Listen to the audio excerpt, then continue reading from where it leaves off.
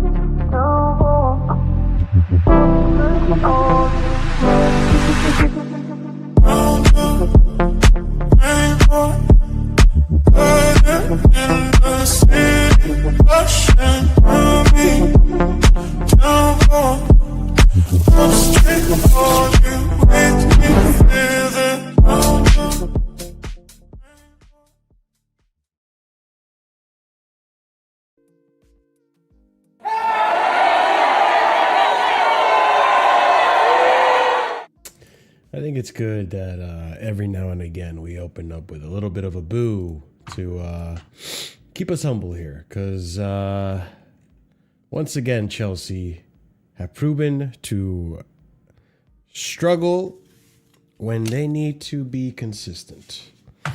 And I'll be honest with you guys. What was it last week, man? It's just like this week, every week something, and now today, like I'm so sick of these types of performances that I'm literally sick. I'm literally sick right now, boys.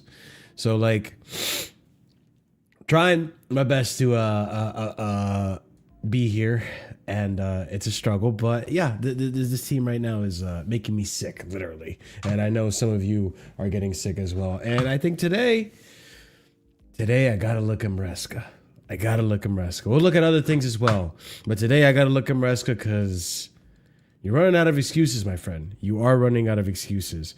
Big up to every single one of you. Welcome to your match review for Atalanta 2, Chelsea 1 in the Champions League. Be sure to smash the like button if you haven't done so already. Be sure to subscribe to the channel. If you are new here, check out the links down below. Hype up the video if you haven't already done so, if you have some hype points to use up. And also, bear with me. Be sure to look up at the memberships. There's 4 different tiers starting at 99p. And yeah, let's just get into it. This is a game that many Chelsea fans expected a victory. Some would be okay if a draw were to happen. But I think no one, and I mean no one, the majority of this fan base did not think a loss was going to happen. And that is exactly what happened, ladies and gents. Listen, work got interfered into my schedule, so I wasn't able to really properly watch the game. But from what I did see, there were signs there in that first half, and in the second half, things fell apart. So, well, we look at the lineup. João Pedro comes into this side. Liam Delap now out for about a month is what is being rumored. We'll talk about that in the Casually Chelsea show tomorrow. Bear with me, people. Enzo Fernandez, again, 4th start in a row. We'll talk on Enzo. Another really bad performance from him. Pedro Neto gets his start on the right side. Gittins gets a start once again in Champions League. On that left-hand side, Moises Caicedo back in the side with Reece James in that pivot. And center back pairing, surprisingly, of Josh Achimpong and Badiashile with Trevor Chalobah at that right back position once again. I don't know what we're not seeing that Maresca's seeing. I don't know what he's trying to do with Chalobah at right back instead of Achimpong, but whatever. So that's the lineup that we put out. And for the first 10 minutes that I was able to observe, people, once again, to give context, work got in the way, so I wasn't really able to properly watch the game up until the second half, give or take. And from what I could tell with that first half, defensively, we were on our toes. We were on the back heel for the first 10 to 15 minutes. Atalanta looked like they wanted to get something out of the game. They looked like they wanted to get a result, and it once things calmed down, once we were able to, really calm down their side and really bring down the pressure of the game, Chelsea looked like they were in more control. They looked like they were more in the mood. We looked like your typical Chelsea side, possession based. Atalanta really weren't doing much. Any advances that they had, we were doing a good job of putting out the fire, suppressing them. Achampong looked brilliant in that first half with the last ditch block. Even Adamana Lookman, when he looked like when he was going to score from an offside position, Achampong not playing the whistle, getting a last ditch effort, and he looked good, and he did a good job. So Achampong looking like a bright spark in the game, and unfortunately, fortunately for us, in a moment where Reece James finds himself on that left-hand side, gets a cross into João Pedro, who gets his foot in, a proper poacher goal, I would say, gets his foot in, the goal deflects in between the keeper's legs and goes in, so João Pedro finally getting on the scoreboard. I think that may be his first Champions League goal, maybe not. So his first Champions League goal, thank you, Scott. And good for him. We need him to start scoring goals. We need him to get confidence. But outside of that, people, he did not look good at all. Absolute horror show from him as well. So we go into the second half. Chalobah comes off, and Fofana comes on. And it seems that the game starts to take a turn for the worse. And I do kind of want to look at that substitution and maybe correlate it to that as well. But as we go into that second half, Atalanta looked like the better side. They look like they're creating more opportunities. They're knocking on the door, and it wasn't long until they kicked down the door with Scamacca across from that left-hand side. I got to look at the defensive duties there. Jamie Gittins was getting rinsed by Zappacosta. I'm not going to lie to you. Jamie Gittins looked like he was getting rinsed by Zappacosta. Cucurella, whether he gets enough of a foot to block the cross.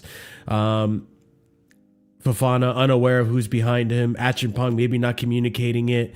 I don't know who's really to blame in that situation. It looked like both could be at fault for it. And I'm going to say that, I think both center backs need to do better in that situation to communicate with one another and prevent that from happening. But Scamacca, free to just get into the box, gets a header in, and we're now 1-1.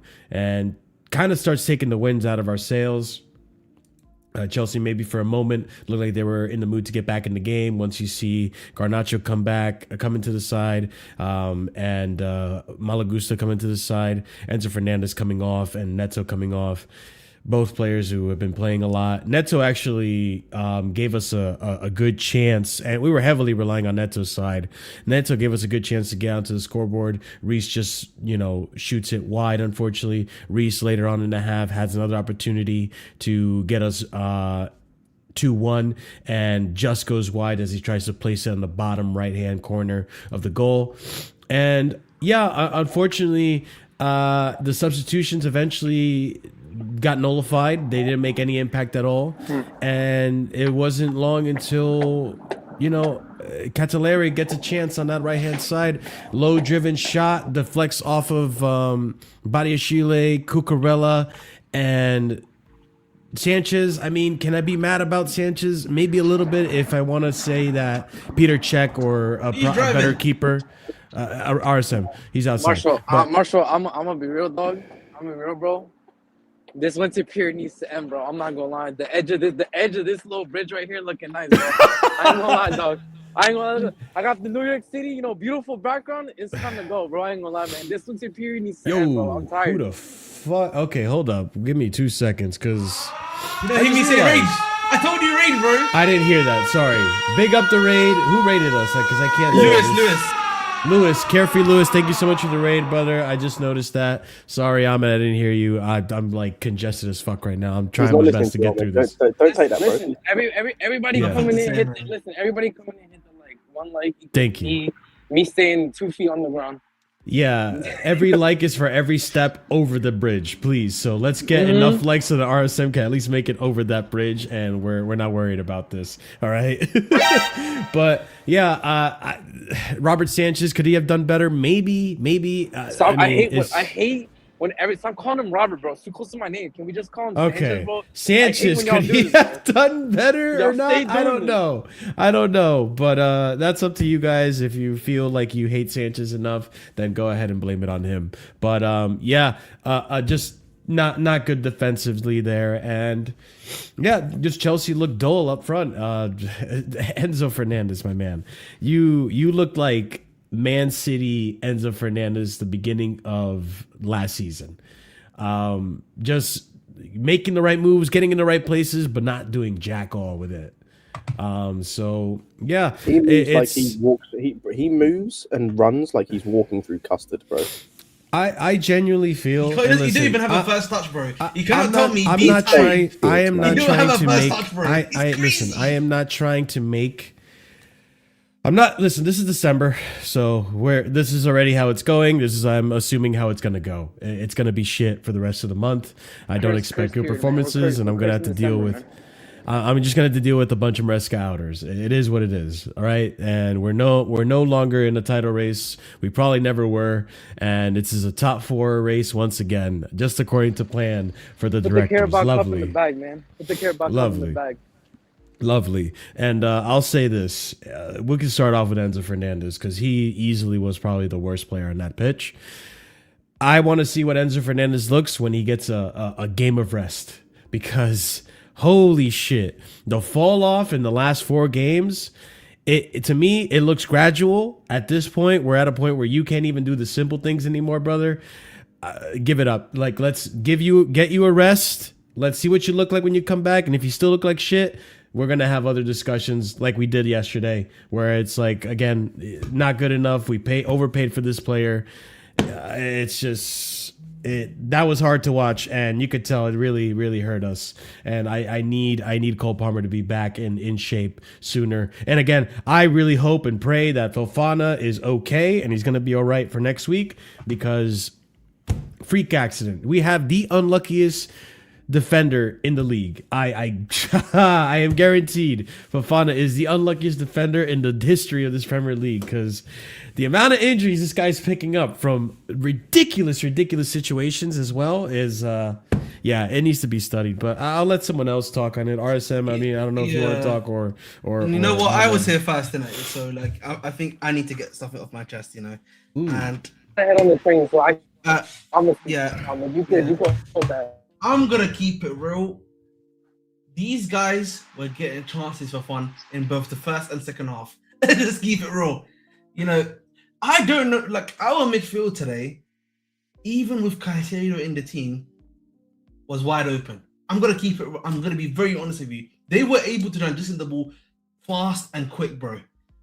Like, there's nothing for me to even like cook them on in that aspect. They were able to transition the ball really fast, really quickly, get it to their attackers quite well. They were on it. The thing was, I can't lie to you, at times it felt like we were on the counter. I felt like we were the ones that were counter-attacking. I can't believe I'm saying that. And you know, I just feel like, for me, I look at that first half in particular. Credit obviously for the quick corner kick that we took to get that goal, quick free kick, sorry, if it was, I can't remember which way it was. For that goal, credit for that. But then before that, was a good. Atalanta on the front foot, they were pressing us. I think we dealt with it quite well initially, but they were creating chances. But after that, really, bro, it was really all Atalanta, bro. If that makes sense, it was just literally all Atalanta after that, bro. They were the ones that were attacking. They were the ones that were pressing. We would get into that final third, bro, and then nothing's happening, bro. I'm sorry, Albert, what minute is this you're talking about, or what half? I'm talking about the second half now. I said after that goal, after we scored that goal, like they look up for it again. Yeah, they look up for it again. And I think what made it worse was that like we would get into these positions at times, right? There was 2 times where I think like in the second half where we really could have made it 2-0 before they scored, essentially, which was with the Enzo chances, right? Enzo essentially was 1v1, and then I bro. He I cuts can't. stuff in, bro. And he I cut- can't oh. believe, bro. Because he But you know why he cuts back in. You know why he cuts back in because you know No, if I he just don't. kept going. No. No, stop. We're not doing this. We're not doing this. I'm not We know he's doing- not. Wait, stop. He is not quick enough to beat those defenders. We know why he Then cut hold him back. off, bro. No, he had to get.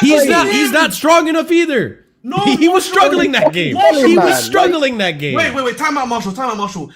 In that moment where he was 1v1, he had a gap to the player. He was already near the box, bro. He was this much away from the box. And how The close thing was the that- defender to him already? It wasn't that far. It was still far from him. He was right there. The defender was on him the whole thing- time. Wait, the thing that hurt him was the touch. His touch was shit. Do you not remember? Yes, because the players fucking shot to the ground. I'm sorry to tell you. Sorry. He- I No, am because sorry. Enzo's just shit, No. man. Like, I'm so- sorry. like, Listen. the Time one out, element of Marshall. Enzo's We game is weren't meant to saying be- this, guys. The reason I'm saying this is because I find it very difficult to believe that all of a sudden something happens in December where our players just turn into utter rubbish when these same players we were saying early on in the season looked a lot better. Enzo started off difficult in the first part of the season, but now he picked it up a lot faster than last season. Now all of a sudden he's shit, and I'm looking at it like, Guys, he's listen, I inconsistent understand. as hell. No, but that's not even true because Yes, it is, hold bro. on. That's not even true because from what was it from January or December last year up until this point of the season, he's been consistent. He's been No, performing. he hasn't. Yes, he He's not been has. consistent this season. No, he hasn't. Yeah. Wait. Marshall, time out. I need to. Okay. I need to time out because like I need to hear what I'm about to say. Here. And I'm not trying to even defend Enzo's performance. No. He was shit. Listen, two things can be true.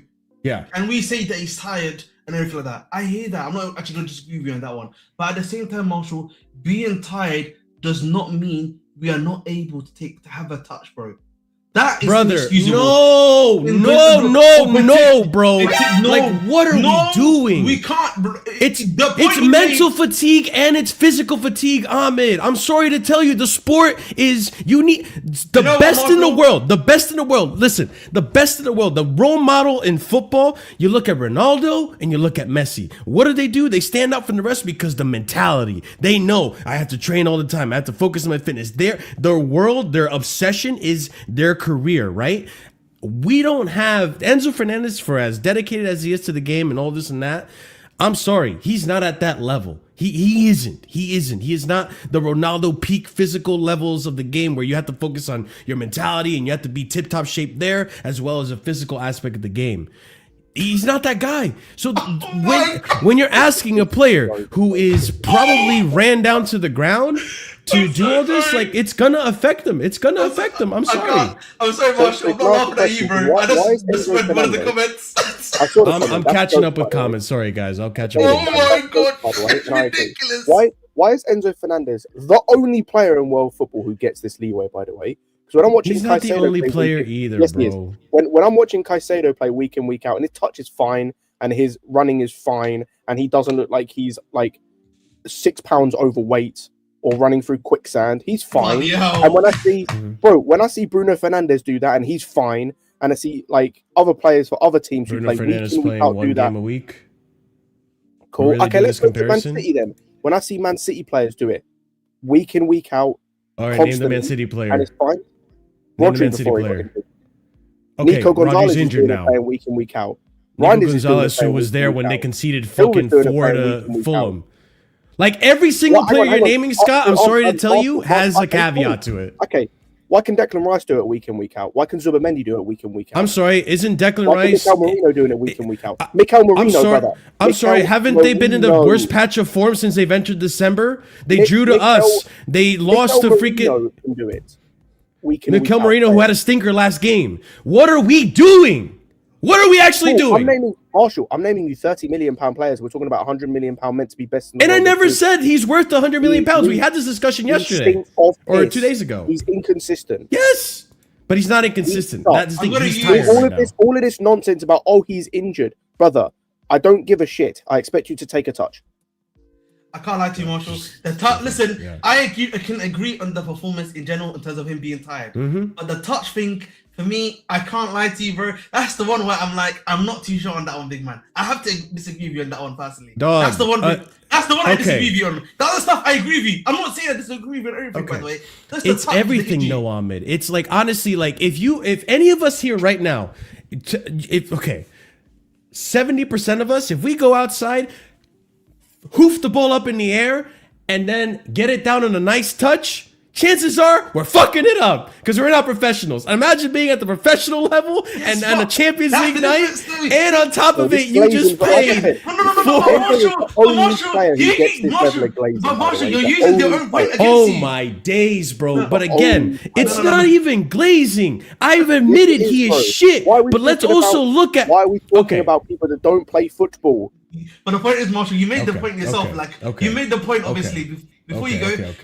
You made the point, obviously, that he's a professional, right? This is ridiculous. No, no. Because the absolute reactionariness of this fan base is so ridiculous. We were saying Enzo was having a great season up until we hit December, right? Yes, I admit, Scott, his performances haven't always been great, but he has at least delivered on GNA, very much like Pedro Neto. And he's one of our top goal scorers going into the season. Now we want to sit here and say he's been absolute shit, the glazing. Even though I just said he played a shit performance, we need to rest this player. He's exhausted. Okay, Scott, do you want to go or can I go? Up to you. No, you go, bro. No, listen.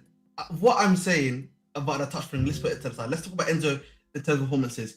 He has declined in terms of his performances. I think that's fair to say, right? We can also say that he's also tired. Now, the tired aspect of the thing... Vic. I hope this is a real quote, Vic. Listen, I changed Enzo and Chalobah because they are playing every minute in every game. Wait. And but this is where, again, I come back to something else, Marshall, right? We talk about Enzo, his poor performances, like everything like that. But then I come back to, okay, then, if that's the case, we need to start playing Santos then. If you are telling me... Yeah, and that's where I said the beginning. Did I not say the beginning of the stream? I'm sorry I'm crashing out, guys. It's just, I'm so annoyed that we've lost this game again. Breathe, okay? Listen, take your breath. Yeah, okay? And I can breathe again. Thank you. Listen, this is why today I obviously didn't finish my point about the game, right? But like the point I've made today is that a lot of it is due to both the players and then the manager himself, right? It's on both. There's two situations that have occurred here.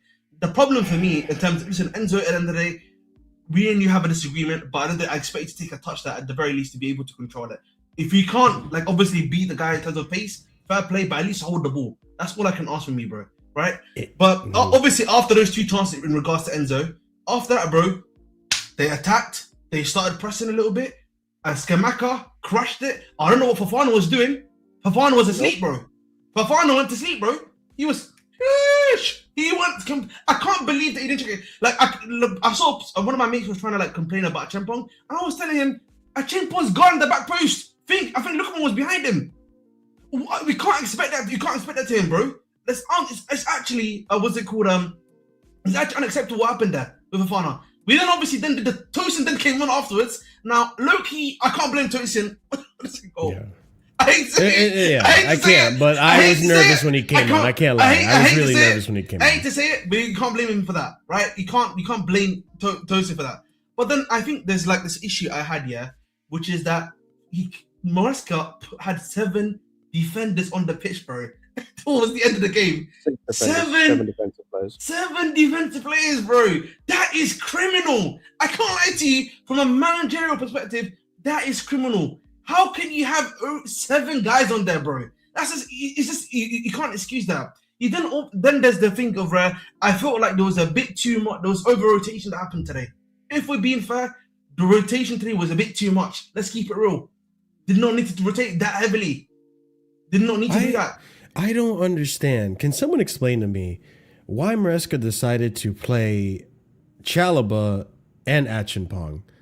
And at that, like, I saw, listen, I thought they were fine. I saw in the formation, right, on Google that it was Achimpong at that right back position when that's easily like a Chalobah position, right? Or not, I'm sorry. I flip-flopped that. Chalobah in that right back position when that could easily be Achimpong. And not only that, like, and I know, Scott, I know you said they're fine, but this is where I go back to the same argument that I'm going to have for Enzo, right? If Chalobah had a bad performance today, I would have told you, bro, this player is fucking tired. He has played every game in a row since Barcelona. There's a difference with the Chalobah thing in terms of there's no one else to play. Like, there's legit no one else to play because you can't play tossing. And if you play, what's his face, Achapong at centre back, which I'm calm with doing. I thought he was great there. I thought he was the best player on the pitch by a mile. For us anyway.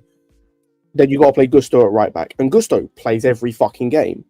So like with the defense, we've talked about this on the last stream. I kind of. It's the first time I've said reactionary in this stream ever. I think that or something, but okay, go ahead. I think that what's it called? With the defense, there are some elements you can kind of allow in terms of the lack of rotation or the need of certain guys playing because like we are effectively down to 4 centre backs. Yeah, effectively because one is injured and one we never want to see play again. So we are effectively down to 4 centre backs. One of those is really a right back. People can say Hato after the Karabag performance. I don't think he's playing centre back again. We're effectively down to 4 centre backs. One of those 4 needs to be rotated on a game by game basis because he's injury prone, heavily injury prone. In fact, 2 of those need to be rotated. So you have 2 centre backs on a consistent basis, and that's Achapong and Chalobah. So like the centre backs I can allow to an extent in terms of the lack of rotation, like because the numbers don't work. Ahmed said it best earlier.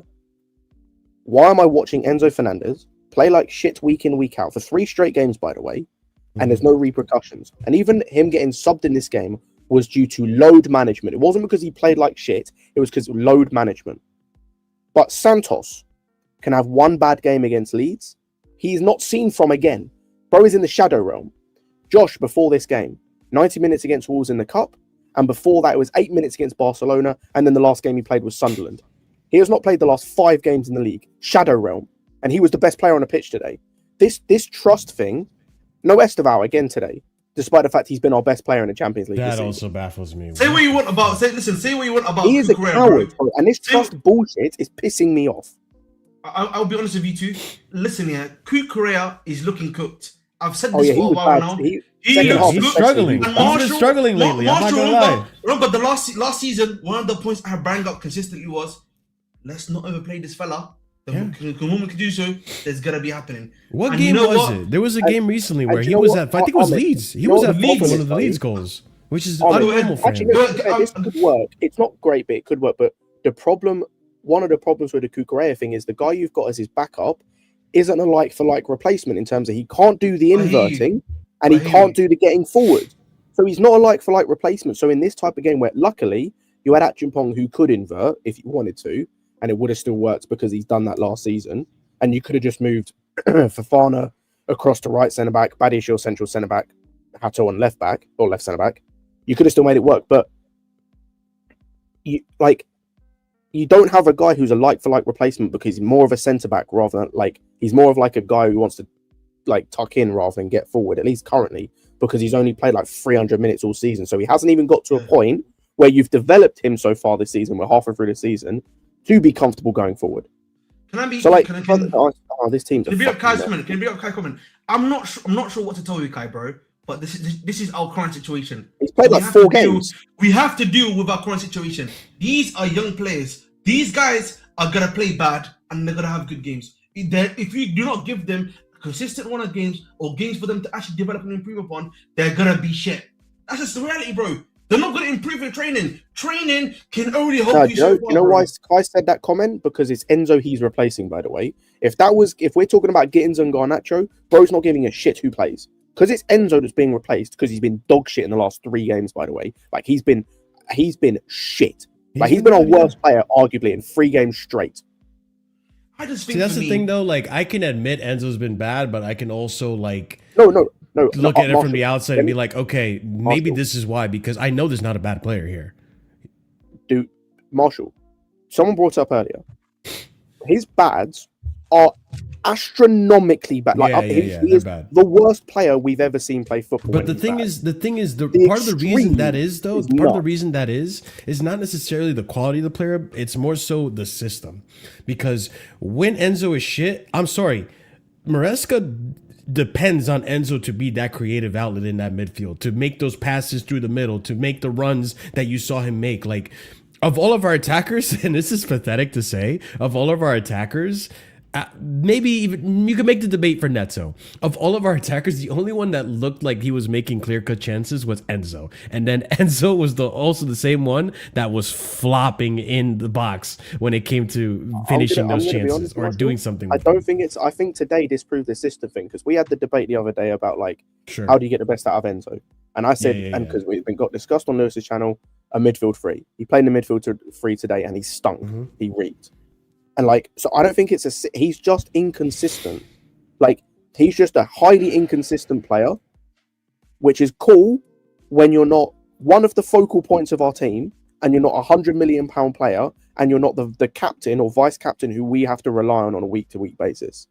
Like, if he was Santos or if he was Dewsbury Hall, if he was Buenanotte, these inconsistencies are calm because I expect that from those players. You're Enzo Fernandez, you're a World Cup winning midfielder. Like, I expect a level from you, which you have not shown consistently ever since you've been in this football club outside of 6 months at the start of when he joined. And even then, is a good amount of time.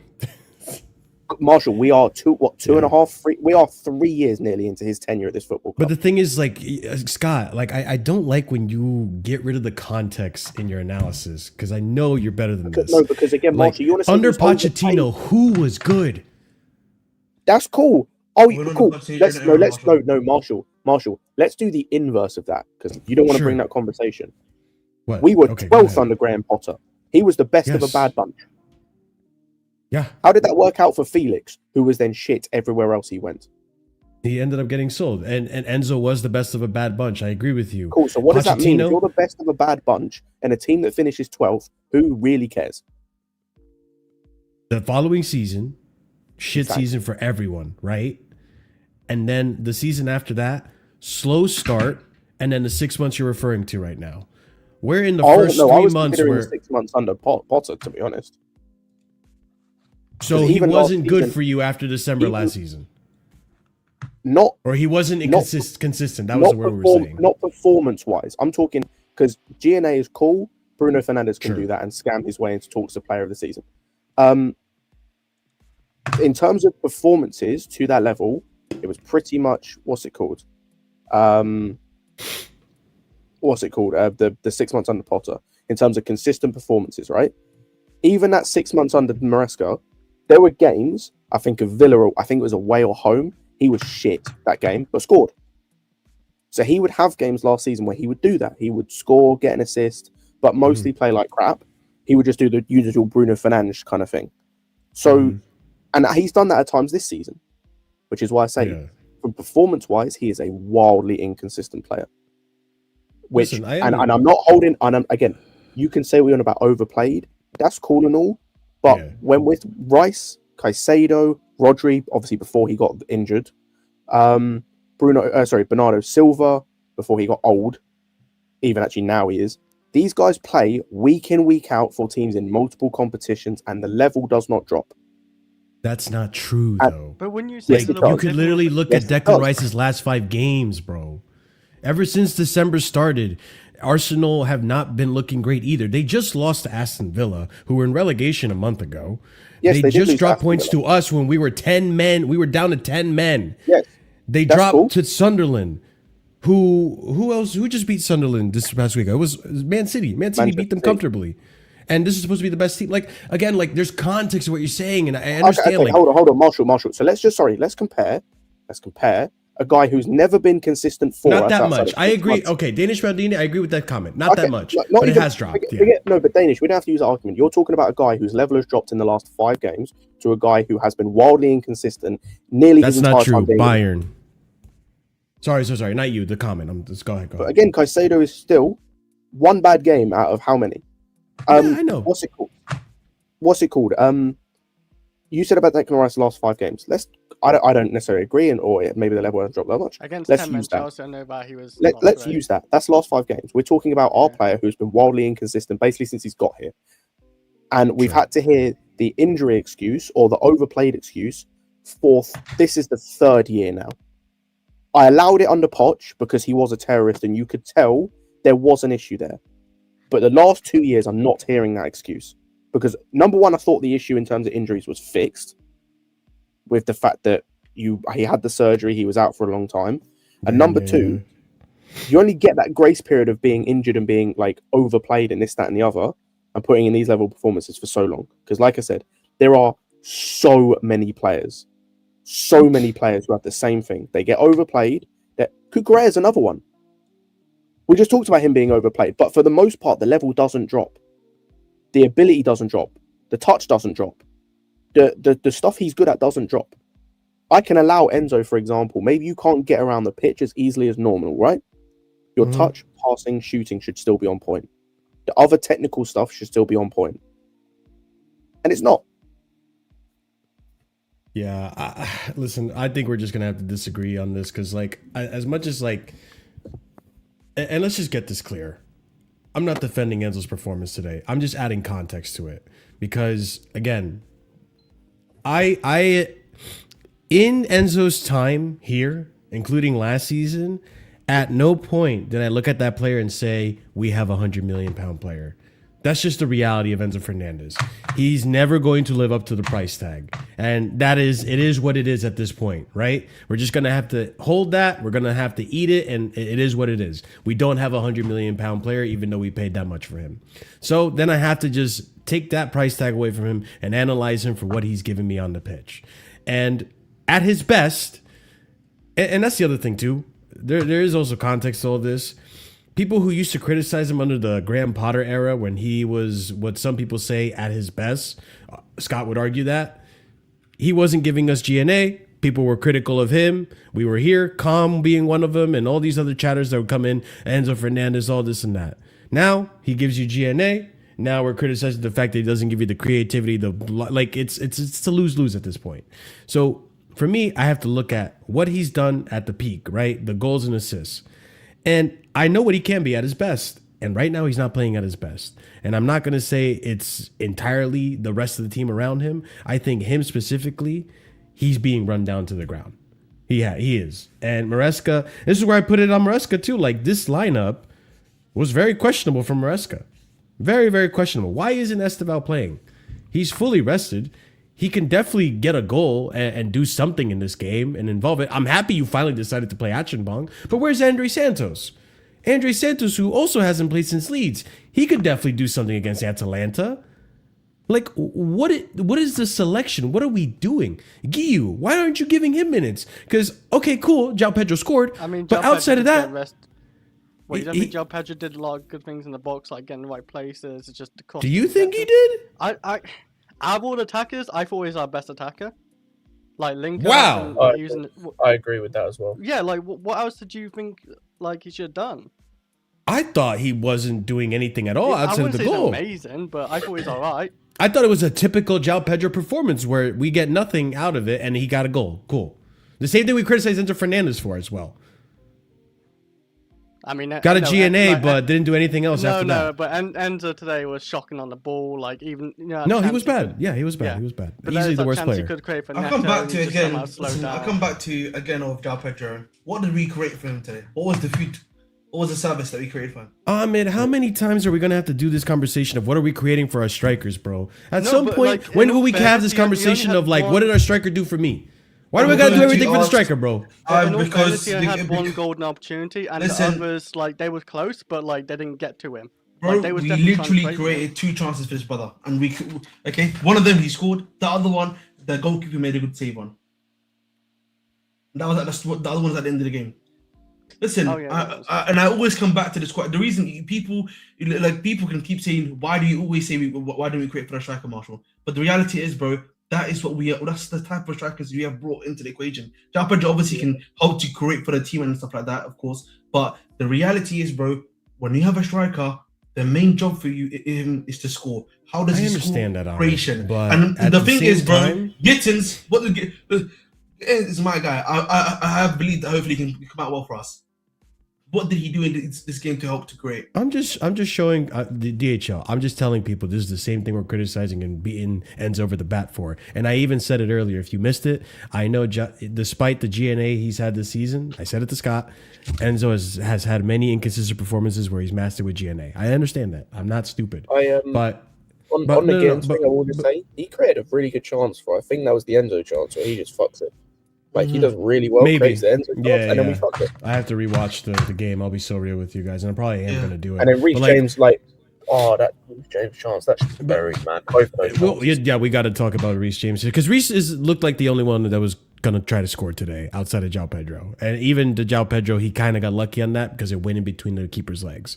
But with João Pedro, I mean, I get what you're saying. Like, I'm not trying to like say like we shouldn't be having to create chances for our striker, but let's also not pretend that this is the multi-versatile attacker that can play left wing, cam, be the Firmino role, all the hype about like he can create and he's good, like fluid. And what did he do today? What did he do today? I'm gonna ask you that question again. He created a possible 1v1 opportunity. He was actually giving the ball to Neto and to Gittins, right? He was actually helping to do somewhat of the link of play and create. But again, those guys weren't doing anything with the ball once it came to them either. So like I think we're being very unfair to him here. That's what I'm saying to you. He was helping with the build up, right? He was hoping to do stuff there, but at the same time, nothing was being created for him or for him either. So for me, it's not fair for me to do that. This is what I used to even defend Jackson with. Jackson would be helping to create for the team, but then when he's in the box, no one's creating for him, bro. Yeah, it's just fucking frustrating people. So for me, the problem is, Marshall. I hate this December period. I genuinely do. For me, it sucks. It's my birthday month. It's my birthday month, so it sucks. But like, yeah, this doesn't make it easy.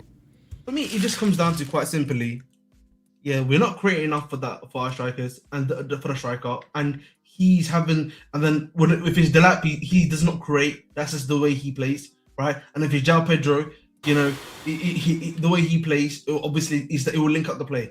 But in terms of that is the thing. I do think I feel like there is something to be said. I know a lot of people are talking about that the system is being an issue. I'll be honest, part of my thing with the system also is just that you need another attacker there, bro. Right now, when we were playing that game, it was 4 attackers realistic that are going into that attacking phase for us. Right? We need at least 5, bro. We need at least 5 there, bro. Ahmed, the thing is, I agree with you, but and again, and I'm gonna just say this right now with a caveat. I know I observed a good amount of the game, but I was preoccupied because of work. So you can take my opinion with a pinch of salt, 100%. But from what I saw, there were moments where we were attacking and we lost the ball. And we looked like we were struggling to defend a counterattack. Zappacosta was cooking Jamie Gittins. Zappacosta was outpacing Jamie Gittins. How old is Zappacosta, bro? 33. About 40. Bro is what more the athletic fuck? than Enzo Fernandez. That's jokes, by the way. A 40-year-old right back is more athletic. So when you look at the counterattacks that they're doing on us, I almost don't want to put another attacker there because we're going to get cooked. Do you mean like put another attack on today or in general? Because like 5 today from what I saw. Oh, okay. That's no, but the thing is, like, there's ways you can handle that, right? And ultimately, and I know some people, I don't give a shit. Like, if you want to complain about me saying this, you can complain. Ultimately, so much of this team, the problems we have is multifaceted in terms of like the manager's doing stupid shit. Like it was coward stuff 100%. today. Some of the stuff he was doing. Yeah, 100%. Excuse me. And then the utilization of some players is embarrassing. Like we'll talk about Gusto and all that nonsense in a moment. But like we did put 6 attackers, well, 5 attackers, like in theory, in terms of we had 5 attacking players. It's just that Gusto or Cucurella.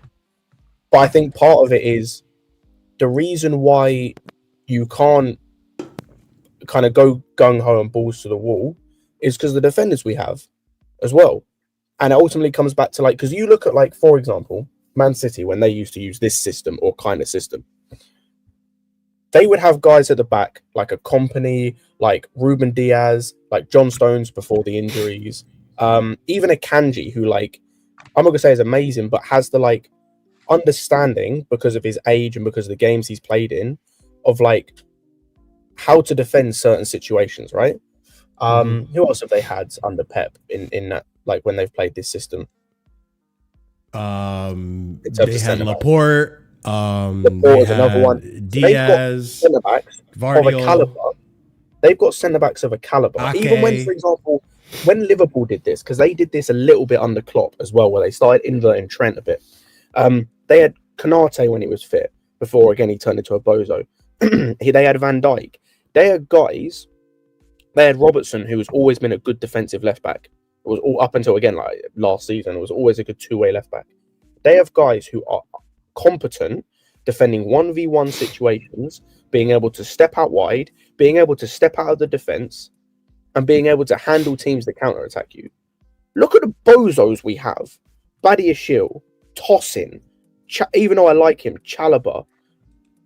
Josh was like good today, but outside of him, Hato's been hit and miss when he does play centre-back or whatnot. Mm-hmm. Like, you've got guys who have no idea how to defend those counter-attacks and defend 1v1s. So I kind of understand to a point not cowardness, even though it kind of is, but like the lack of wanting to like fully go for it and put another attacker up there. So we almost go like a 3-2-5 or a 3-1-6 at times. Because if you do get hit on a counter-attack with some of the guys we've got defensively, you saw the third goal. That was a mini counter-attack just because of where it was. But Tosin gives away a stupid foul. They play a quick free kick. All of a sudden, it's Ketelare against Badiashile and Cucurella, and he gets the goal. That was a mini counter-attack. That wasn't... We had defenders back for that one, and that one still hurt us. Like, so it all comes down to the same issues where you've got a manager who is at times extremely risk-averse, and like I said, the utilization of some players is genuinely terrible, but there is a point at which I can understand it because some of the players we have in his team are fucking dreadful, are terrible, and we witness it on a week by week basis and a game by game basis. I don't know how many times we have to watch Badiashile or Tosin or Chalobah or Gittins or Garnacho or Neto or Gusto or whoever play like shit to like realize these players are just not good or they're not consistent to be playing for us at the top level. They are Karma's squad players, maybe some of them. They cannot be starting for us on a regular basis, man. Because they fucking stink. They are terrible. Prime, welcome to the show, man. What do you got to say, dude? I need a different perspective. Hello, people. What do you want me to speak on, Marshall? I want you to speak on who else played today. Let's not speak on Chelsea. Yeah, you don't got to worry about Chelsea. Actually, if anything, can you talk on our 2011 Champions League run? I'd love for you to speak on that one. We won the Champions League. We won the Champions League in 2012, Marshall, but you're not a real Chelsea fan. 2012, 2011, 2012. You know what I meant. Right. Cooked, man. Guys, you know this is why it's called. This is why this channel is called Casually FC, as opposed to anything Chelsea related. Casual fans. But no, their 2012 Champions League run was pretty. I liked it, bro. It was a good run. Who did we play? Napoli, and all these guys. It was a good run. You know, John Terry was stupid getting sent off against Barca, but the team, you know, hung in there and dug in deep at the new camp. You know, and the Bayern final was good as well. So, yeah, that's all I have to say on that. This game, though, Prime defends Maresca playing Gusto 10 when you're chasing a game, bro. All right, bro. I hear what Scott's saying about, like, being, I guess, risk averse and stuff, which I understand. But also, I'm not, like, if I'm in charge and I'm the manager, I'm not willing to just, like, flood the pitch with attackers and throw everyone forward when we have defenders that can even defend in 1v1 situations like that either. So it's like kind of in a catch-22. If we went gung-ho in this game or in other games and we just get caught out on the counter anyway, do we have enough quality attackers to be able to outscore teams? Like, this is I don't think people realize how poorly assembled this squad actually is. There's a reason why I complain about the lack of Prime. Well, just give me 2 seconds because I need to address something. I just looked, and we have over 200 of you guys watching us right now, and I only see 22 likes on the mobile version. Guys, why are we trying to be like Chelsea? Why are we trying to be like Chelsea? 200 the 20 likes. I wish it was 200 likes, but there's over 200 of you. Only 22 likes, brother. You should be sacked before Maresca does with that kind of performance. Absolutely disgraceful. Disgraceful. Hey, you know what? I hear it though, because the chat is voting with their likes. They're martial out. I hear it. Lead by example, Martial out. people. If you want good performances, you must perform well as well. All right. Hey, Smash up the like button if you haven't done so already. Sorry, Hey, Prime. Go ahead. Guys, if you guys are martial out and you don't think Marshall is using the Casually FC squad correctly, I hear you guys. Like the stream. I hear you. Like the stream if you're martial out. No. Yeah, the assembly of the squad is poor. There's a reason why I complain about the lack of goal scorers in our forward line, and I complain about our striker situation. Because even if people want to say the way Maresca plays, it's not about the striker getting goals, it's about spreading it along the forward line, which I understand. But even Pep and Klopp, who have both won titles in this league playing this false nine system, they still had at least one guy, or maybe even two guys, getting a bulk of the goals. Klopp had Salah and Mane. At City, Pep had Sterling and Aguero when he was fit for the first few seasons before he retired. We only have Palmer, which is fine, but Palmer is also our main and only creator. So we're going to have to rely on him to do both jobs, and is that just fair? Why can't we spent about almost 200 million on strikers in the past two summers. We've spent almost 100 mil on left wingers this summer just gone. Can we not rely on any of them to be reliable goal scorers? I don't want to have to rely on Esteval, because as good as he is, he's still 18. And has Neto ever scored double-digit goals? Who are we going to rely on to consistently get goals for us in the forward line? Or we're going to rely on Enzo to just be, or we're just going to rely on Enzo to just be a box crasher, which, bro, I said this to Scott on the watch along. The stuff he's saying about Enzo, yeah, you're right. I hear it. Sell him then, because if this is the role the manager wants you to do, you can't really do that. And even the other stuff in the game, which I would like you to do, which is sit in and be a deep lying playmaker for us and stuff. I don't think you can. Can you really do this in the league? Probably not, or at least not under this manager anyway. So you might still have to go.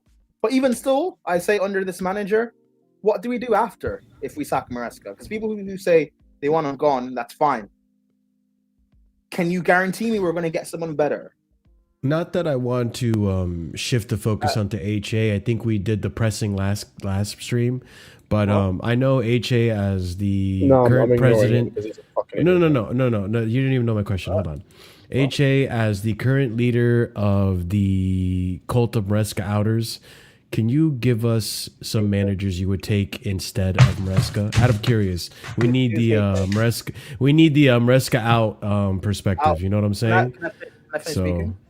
Yeah, go ahead. Who's HA? Who's HA? He's on your screen right now. That's HA. Yes, also known as. Don't forget chat. Maresca out, man. There we go. Yeah, but what does HA stand for? Just ha. Ha. Images, huh? Maybe. I don't Oh, know. Could be okay. His initials. All right, Marsh. What? Yeah, people need to realize the way they've been constructing squads. They'll bring in a player, get rid of him, and the next guy they bring in, there's no guarantee they get upgrades. And they did the same thing with managers. They went from Potter to Poch to Maresca, and if you guys believe Maresca is a downgrade on Poch, fine. How are you gonna guarantee me they get me someone better than Maresca, or someone better than Poch, or someone better than Potter? I don't know if you can necessarily guarantee me that. And even Rosenier, who is probably gonna be, who I like, guy's still young. bringing as good as he is doing at Strasbourg, he's going to come into that pressure cooker at Chelsea. Some of the games that Strasbourg have had this season, some of the results have not necessarily gone their way. If he has that at Chelsea, he's going to get blamed for everything. I genuinely no one's going to look at or care about answers. No one's going to look at or necessarily care about the context, because people are going to do the thing of, oh, get me Glasner or whatever, or get me like Nagelsmann or whatever. These guys we're just not going to get. Glasner is not going to be a Chelsea manager, because he's not going to be a Chelsea manager. De Zerbi, funny French, is not going to be a Chelsea manager, because De Zerbi is not going to do what Maresca did, just accept the Garnachos. De Zerbi will speak out. Even Glasner, he spoke out in the summer with Palace, saying that if you don't get me what I want, I'm leaving. That's true. If you get rid of the players in this squad, if you get rid of players in this squad without giving me like other players, I'm leaving. So all of this stuff, what happens now? And Jez that's in the chat, Marshall, can you do me a favor? Can you unmod Jez so I can ban him? Wow. No, I'm not giving you that power. I'll be honest. I want to hit a little point here quickly about Maresca, which is that I think the reality is. Let me just land and say this. Those who want to be Maresca out, as I said against United, that is strike one. This is a strike two. Bring it on Tosin when you have other solutions on the pitch and on the field. Cool. There's I'm not gonna defend in this That's where you draw the line. I just think I'm saying for people I can't defend this bullshit today. I can't. You had no reason to bring on Tosin. There's other solutions. I'm not going to defend it. Brother, bringing on Tosin was the reason we lost the game. I think for me, Marshall, the reason that we lost today. But that's what I'm saying. Why are you criticizing that of all things? No, Marshall. I said on the stream that even if we ended up losing, you bringing on the player the whole fan base hates, they're all going to just blame you regardless of what happens. I'm going to give you the time to say what you want to say. Sorry, Prime, I know, Ahmed. I know I'm going on. Who do you bring? Prime. Who do you bring on instead of Tosin when Fofana can't see through? I would have brought on Santos and play Reece or Ashington at centre back and the other at right back. Okay. There's other things you could have done. Now, I'm not saying that results in us winning. Okay. We still probably could have lost or drew. My point being, you're doing the worst case scenario and we lose anyway. I don't know you. Why are you doing that? And the fan base, Modern man, they're not gonna. All the supposed goodwill you've built up over the past few months, people don't care. They're still going to get onto you. So why are you doing the worst thing that's going to just piss everyone off? It's dumb. Yeah, So I'm not going to defend this today, just like I didn't defend against Man United. Sorry, Ahmed. Go ahead. Sorry, bro. That's okay. I think for me, the reality is, that the Maresca hours, they may be getting their wish soon. I hate to say this. Say that again? The Maresca hours may be getting... They're not. It's not going to be... No. What I mean by that is that if you things said soon, continue... so clarify that. Soon means at the end of the season. That's what I mean for me. There's only 4 months left. Remember, there's only 4 months. Remember, I said this already. It's going to be like... There's 5 months left of the season. Yeah, shit. 4 5. Listen, 4 5. Eeny, meeny, miny, mo. You know what I mean? It's all the same to me, mate. Time flies fast and when you're enjoying life. But listen, we're already halfway through the season, guys. Okay, we're almost halfway through the season. 3-4 games remain before that happens. But the point I'm trying to make here is that if things continue like this, we know how tight the league is right now in terms of points and positions, right? If he doesn't meet his target, he's cooked anyway. So if you're a Maresca, all I just say to you, bro, is to sit tight. Legit, that's all you have to do. I think if the way things go, listen, we're not getting a striker in January, which I told you. We're not making any signings in January. I hope people. We're not making any signings in January, right? We're probably going to be in the UCL. I'm probably going to be. I think. Listen, I can't predict stuff, but I think on the balance of things, we have not won an away game in the UCL this season. By the way, it's another little fact.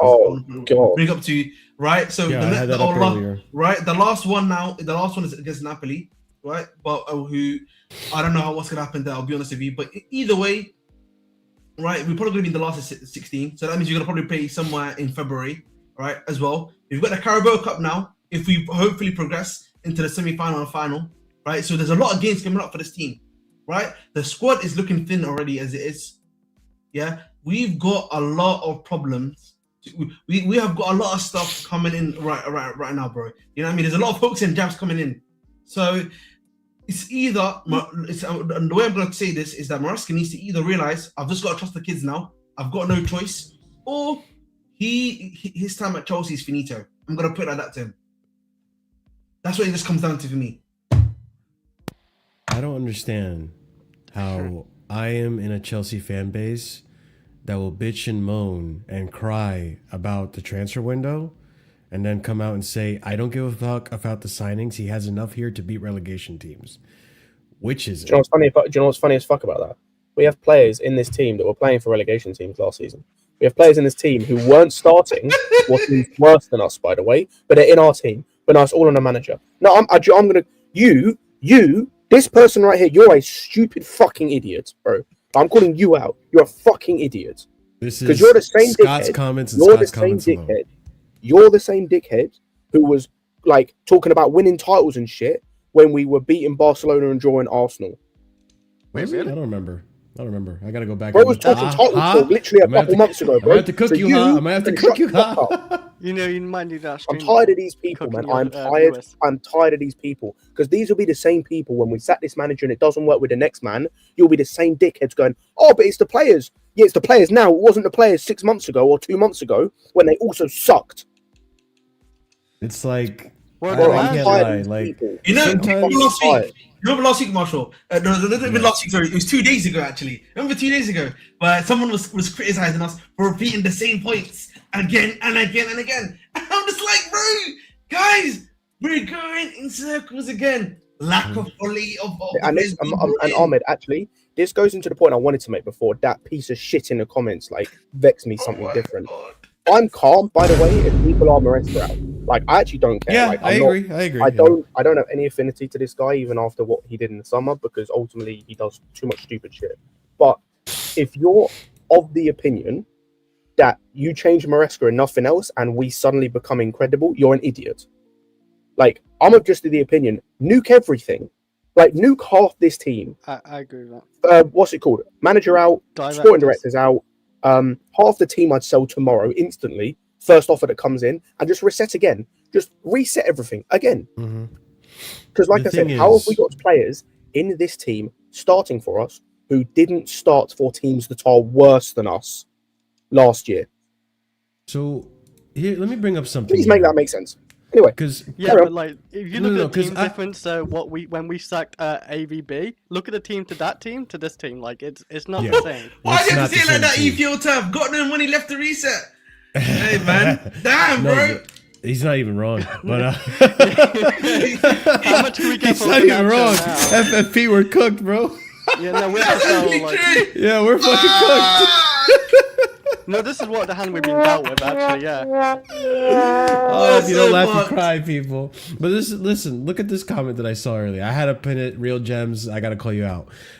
Big team don't think that way. You think Madrid is say, who do we get? Alonso fail and he's out. Well, they said they definitely decided to sack Ancelotti and didn't think about Alonso because look at how great Alonso's been looking for them. Yeah. This is what happens when you just reactionary decide, hey, I'm going to sack the manager because I'm not winning the UCL. Barcelona did the quadruple on us. by the way, There's do you stats that know- go into this. Marshall, by the way, Yeah. I just need to point something out. And I'm not saying This is the worst Madrid is example, wrong Real to Gems. sack Yeah. managers, but just to highlight something to people. Does anyone know, or has anyone seen the report of who the next Real Madrid manager will be if Alonso gets sacked? Oh, Jesus Christ. Areola's out? Zidane. Nope. and- Nope. It sounds it down. I thought it was Zidane. Was Nope. Who is it? Tell me then. I saw Arbeloa. Jurgen Klopp. Who? I saw Jurgen Klopp. Arbeloa. What? Isn't that the former left back? RB Loa from That's what I'm Barca. saying. Right back. No, Scott. Right back. Scott. I saw. He's the Jurgen former Klopp. Real. He's the former Real Madrid right back, bro. You know the one that used to be He's Who am I blonde. thinking of that used to No. play for Barca then? Scott, I He's saw currently Klopp. coaching. I've He's not seen currently Arbeloa. coaching their B team. That's who is Scott, I've not reported going to be seen- the next manager if they sack. Scott, I've what's not his seen face? Arbeloa. Really? I've seen Klopp. I've not seen Arbeloa. No, I looked at it till I was reading while I was bored at work. I was just scrolling through reading stuff, and I was reading a thing about like it was from Guillaume Balaguer about how bad things are going. Actually, yeah, And fair. If it's with Balogun- Alonso, if it's and they Balogun- said like at the bottom they were talking about like what happens if he does get sacked, and the name that was mentioned was Alvaro Arbeloa, who's coaching their B team. You see, Why are they sacking Alonso so soon though? I don't get it. Like he's they're not second- been like, good. It's not been Yeah, good, but, like- and I think there's friction between like him and players and whatnot. It's just a mess. And Vinicius- also, Vinicius apparently, literally coming out and saying, "I'm done." apparently, I'm leaving." according to like what I was reading, I don't know how valid it is, but like what I was reading, Perez had to be convinced about Alonso because he's never been convinced with like what's it called? He's never been convinced with Okay, so Arbeloa is going to be the next Pep, huh? Is that what we're saying? you know, by the way, of course, you can keep saying Zidane and Pep. So was Santiago Solari. Do any of you not know who the fuck that is? Cool, I didn't think so. Anyway, he said one of the problems is with Perez is he's never been convinced of like these progressive kind of coaches. That's why he always defaults to like your Zidanes, Ancelotti's, things like that. Like apparently he had to be convinced with Benitez as well, and Lopetegui, and with Alonso. It's like it's one of those. As soon as it goes wrong, he's more than happy to pull the trigger because it was something he wasn't convinced about to begin with. Wait, Scott, Benitez is not a progressive coach. I found that weird as well when he was mentioned, but he was one of the three that was mentioned. It was him, Alonso, and Lopetegui. And again, Benitez is not a Real Madrid type of manager, regardless, but he's not a progressive coach in terms of style. He's probably more progressive than Ancelotti, and at least Ancelotti currently. Yeah, true. But yeah, but like as I said, like that's who they've been linked with. So like, as good as Real Madrid do, they also make stupid ass decisions in terms of trying to go for Arbeloa as their new potential new manager. The thing with me, specifically on what we're talking about right now, and in chat, I want you to understand this. Instead of actually criticizing Maresca for today's game, which we should, right? Notice how we've now divulged a conversation to addressing people who are Maresca out and trying to find a solution past Maresca. And none of us have come here and come to a full agreement, full assessment that this is the next manager that should take over. Like, the manager market out there isn't as great as you guys think, and also it's not working the way you guys think as well. But again, it's not even just manager, Marshall, because the Shamrock Rovers gaffer, you want Stephen Bradley. All right, man. Anyways, it's not just for me. It's not just. What the hell just happened to Prime? I don't know. The Nigerian Wi-Fi here. But listen, before Prime goes back, I was gonna make the point that listen, like changing the manager is all well and good, guys. You know what I mean? I'm gonna say something that's very interesting here. Changing the manager is all well and good, but then we come back to an issue that we've been talking about on here for every single day: the quality of the squad. This is facts. Like EPL terms is spitting facts here. But ultimately, and I think regardless of whether you disagree with my points or not, and Ahmed's and whoever's, every Chelsea fan's ultimate goal is Champions League or Premier League, right? Mm-hmm. Like, there is not a manager alive today that is winning the Premier League or Champions League with this squad as it's currently compiled. The EPL turf has said it here. Like, are you expecting to win anything major with Delap tossing Gittins, Neto, maybe an FA Chalobah, Badiashile, like maybe, some of these dudes? Like, let me run you through our attack today. One of our players in the attack lost his place to Jorginho Ruta. One of our attackers didn't play for 6 months or couldn't play for Dortmund for 6 months. One of the players that came off the bench couldn't play for Manchester United, and Amorim Manchester United. Our other striker got relegated with Ipswich last season. Our backline. One of our backline was going to be the backup at Newcastle United if he signed. Who else? Oh, we've got, to be fair, outside of that, like, we've had most. I'm trying to think of, like, other guys we've signed. That's pretty much it, to be fair. But go, like, oh, Buenanotte, I don't even consider. Bro's not a real, man. It's like... Oh, Buenanotte, by the way, guys. Like, I know Scott is angry at Buenanotte. The only reason Buenanotte is in the Club World Cup, man. Like... What, Club World Cup? No, Scott, trying to inflate. Hold on. The only reason Buenanotte is here is because Blueco wanted to get Enciso to go to Brighton. That deal fell through. So what we did was, cool, we'll do you a favor, Brighton, and we'll take Buenanotte on loan so that they can get Enciso. Like, people can complain about managers all they want. He's overvalued. That's Yeah, exactly why- what they what did. do we get out of it? And Though? That's what I don't get. the thing is, right? People can complain about Morris Valdo, which is fine. I'm not gonna argue if you want to get him gone. That's fine. But bringing in a new manager isn't gonna help make a difference if next summer they're gonna go and sign. This might be the Who's an second a- most who's- stupid thing I've seen Who's an today. average? Who's an average player? Thank you. You get it. You get it. What? Thank you. I had to pop it up because it's like, okay, hold on. I'm sorry. Let's Brian. see I don't how know. you- I don't know. I don't know. I don't know. No, hold on. Let me read it. I have to read this. I don't know. I won a UCL with Timo Werner, Havertz against arguably the best Man City team. I agree so far. Team, just because we played I don't agree. players in natural positions. Timo's natural So we're winger? just going to ignore. We're just going to ignore Really? the best Champions League defense that's ever been, Yeah. ever. Midfield too. They was cooking. I was going to say we had a third place Ballon d'Or and fucking Kante in our midfield. We had a backline of Rudiger, Jorginho. Christensen, and Thiago Silva.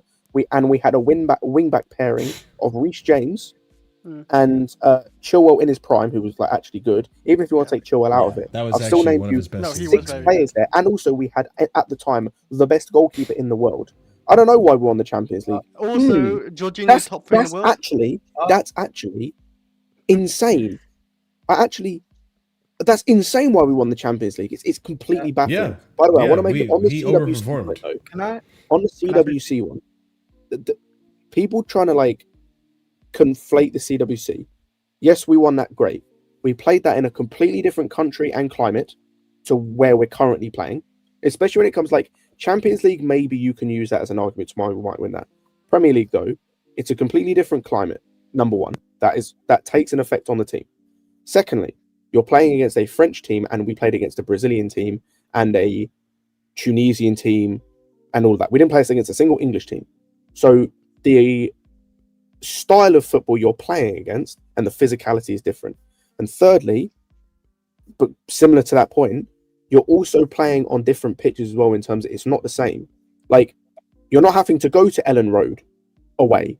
You're not having to go away to St. James's Park. You're not having to go away to, what's it called? The Emirates. Or you're not having to go, like, to these other teams. We also played a team as well in PSG who don't have a physical midfield, so you could use that to your advantage. But again, in the Premier League, you're playing teams who want to use physicality. When we're playing a Sunderland, when we're playing a Leeds, when we're playing an etc. So like you can't do that in the league, in the Premier League. You have to be, and also like someone's made the point in EPL Turf, in cup competitions, you can have a favourable draw. You can like maybe get lucky in a final. You can go on a little bit of a run. You can't do that in the Premier League. The Premier League, the league, is the ultimate decider in terms of consistency. And that same season, by the way, we were bailed out by Spurs to make fourth. If Spurs don't win their game, we don't make top four that season. And we also bottled it to Leicester in the final in the FA Cup. Shout out Leicester. Go ahead, finish what you were saying, Prime, and then I got something else to point out. People need to realize that just getting rid of this manager, if you want him gone, it's fine. I don't care to argue against that. But just getting rid of the manager won't help when the same guys that hired him and that will fire him are the same ones that brought in the last manager that wasn't good, are the same guys that got rid of a striker who scored like roughly 15 goals in back-to-back seasons and went and got two strikers who aren't even good enough compared to him. And that guy that scored 15 goals roughly in back-to-back seasons, he's not good enough for us either. They're the same guys who looked at the centre-backs that we had going into the summer and thought, I don't need to bring in anyone else to replace them. They're the same guys that spent roughly 100 million on Gittins and Garnacho. They're the same guys building this squad. So just bringing in the Zerbi, Nagelsmann, Rosener, Areola, it's not gonna, Glasner won't, maybe it'll improve us a bit, fine. How much of a difference is it gonna make for us jumping to challenge when we're still gonna have a Tosin, or a Chalaba, or a Gittins, or a Garnacho, or a Sanchez, or a Delap, or a João Pedro in the first 11. No real difference on individuals. The system's all well and great. Where's the difference in individuals? Where's the upgrades? We don't have that. And also on the Champions League thing in 2021, you would have thought people would have learnt by then, because Tuchel came in, we went 6 months, whatever, won the Champions League. And you know what, Chelsea fans, you know what you guys did that I disagree with? You guys looked at that squad and thought adding in Lukaku would help us win in the league. You guys looked at Havertz and Werner and Mount and no depth in our midfield, because we only had 3, yes, top quality midfielders, but 2 out of those 3 midfielders cannot stay fit consistently. And we have 2 wing backs who were both injury prone. And you guys looked at that and said, we can go neck to neck with Pep Guardiola's Man City. And you know what I find? Reece got injured, Chilwell got injured, Lukaku got injured, came out, did little interview stuff about not playing to his strengths, and things just fell apart, and we couldn't keep up with a challenge. But because we won the Champions League, you guys thought, oh, we can go the distance. We win a Club World Cup, and you guys think we can go the distance. And now you guys are going to kick your toys out the pram and say, these players aren't good, get the manager gone. But in the summer, you guys praised these same players that we brought in. So why complain now? Did you guys not see in the summer, or at least at the start of the season? A few games into the season, did you guys not see early on? Did you not see when we lost to Man United, which was maybe a month or 6 weeks into the season? Did you not see early on what was actually going on? 2 things, by the way. Guys, not you again. Just getting rid of the manager, but not upgrading on players. What is that going to do? Honestly, what is that going to do? Two things quickly. Number one, fuck Timo Werner. Secondly, okay, yeah, fine, whatever. The argument about like, oh, how do we win past Champions Leagues? Ask yourself, would I take, or how many? Not would I take? How many of this current team this season would make it into either of those teams? The Champions League there teams? Yes. For 2021, there's 2 off the top of my head. Maybe 3. But probably 2. It's probably all the attack, too. And for the other one, there's 1.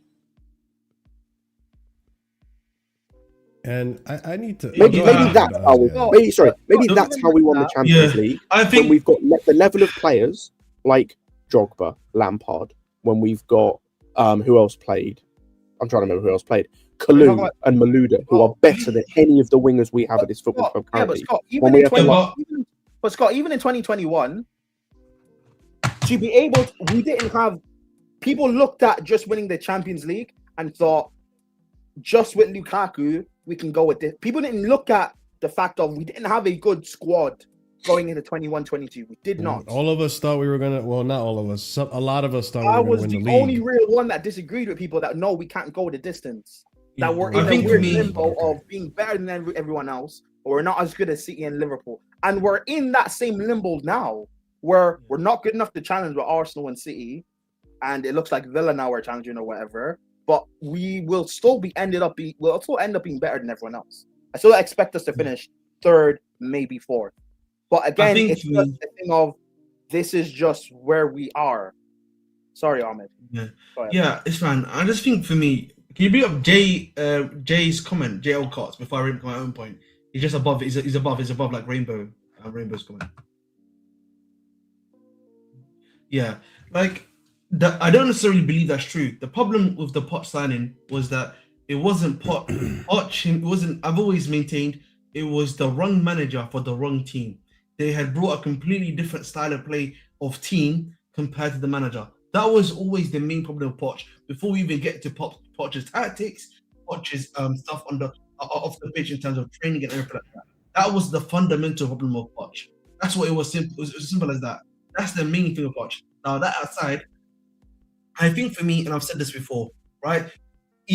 Chelsea have to go down 2 roads, and they have to stick to this position, in my personal opinion. Yeah, either they tell us we are here to develop football players, right, into these future-proof guys, right? And that's our plan. Simple as that. Don't think about Premier League. Mauricio, I can't. You know what I mean? Don't think about Premier League. Don't think about Champions League. Think about that in the future. But right now, we are here to develop Esteval. We're here to develop Gittins. We are here to develop Achempong, ENZO, Mamadou Sarr. If that is what you want to do that with playing the youth. Yeah. Otherwise, this stuff that we're doing right now is just a malaise of issues, bro. We're not getting anywhere. We're not going up. We're not going down. We are just stagnating, bro. This is legit the stagnation. Nothing's happening. Hold on, I'm telling Vic to hold that because he told me I'm a potch pecker. Right?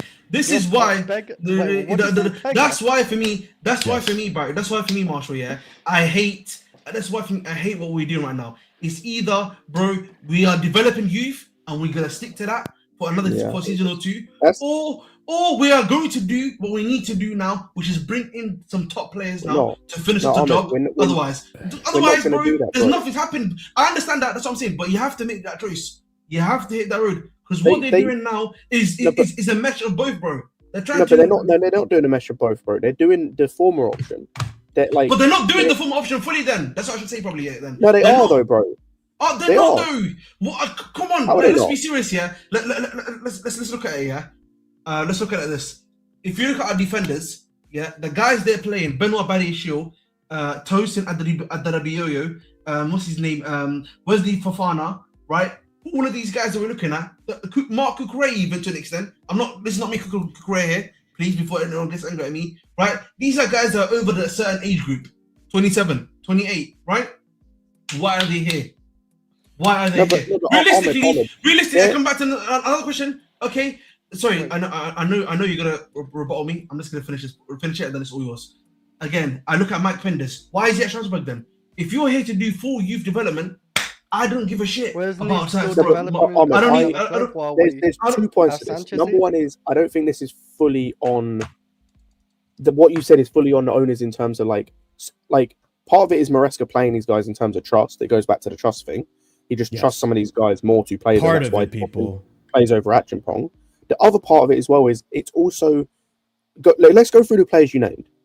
Cucurella and Sanchez. Well, less Cucurella actually.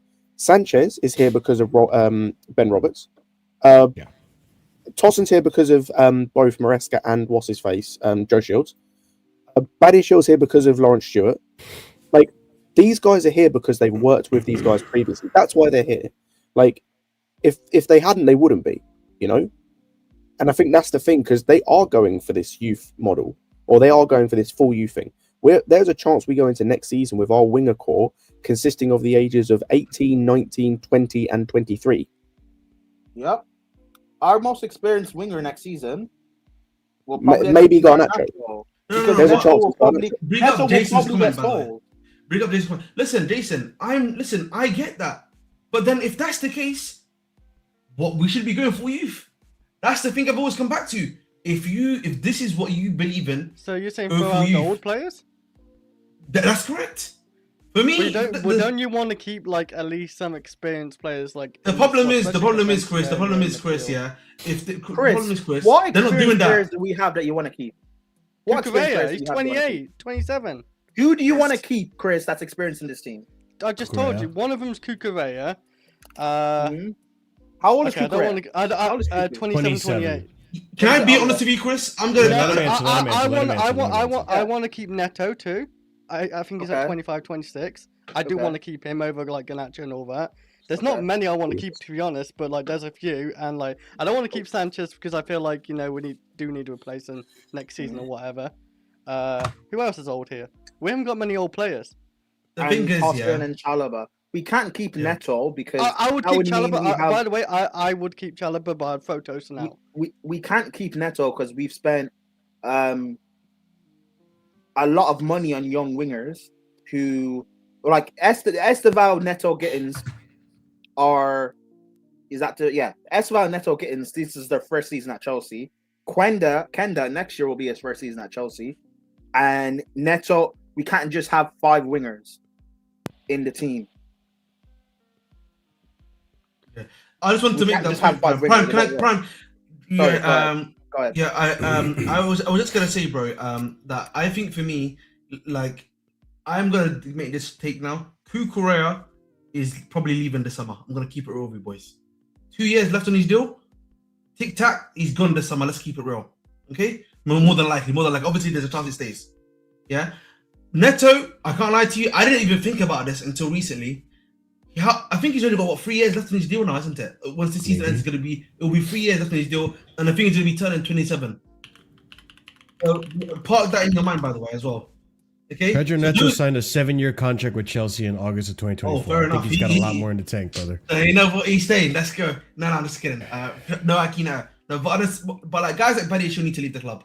Guys like Fofana, in my personal opinion, need to leave the club. Chalobah is very hot and cold for me, but I don't care if he's a bench player. Wait, why would you go with Fofana? Because you think he's gonna get injured badly again, or? Fofana, he's too inconsistent, bro. He's not as good as you think that he is, guys. Yeah. I'm not talking about. When I mean inconsistent, I mean like because of injuries. Wait. Okay. I was gonna say. So Prime, you're gonna have to defend that take. Then you don't think he's as good as we think he is? I don't think he's. Let's get back to Prime. Let me finish my point if you don't mind.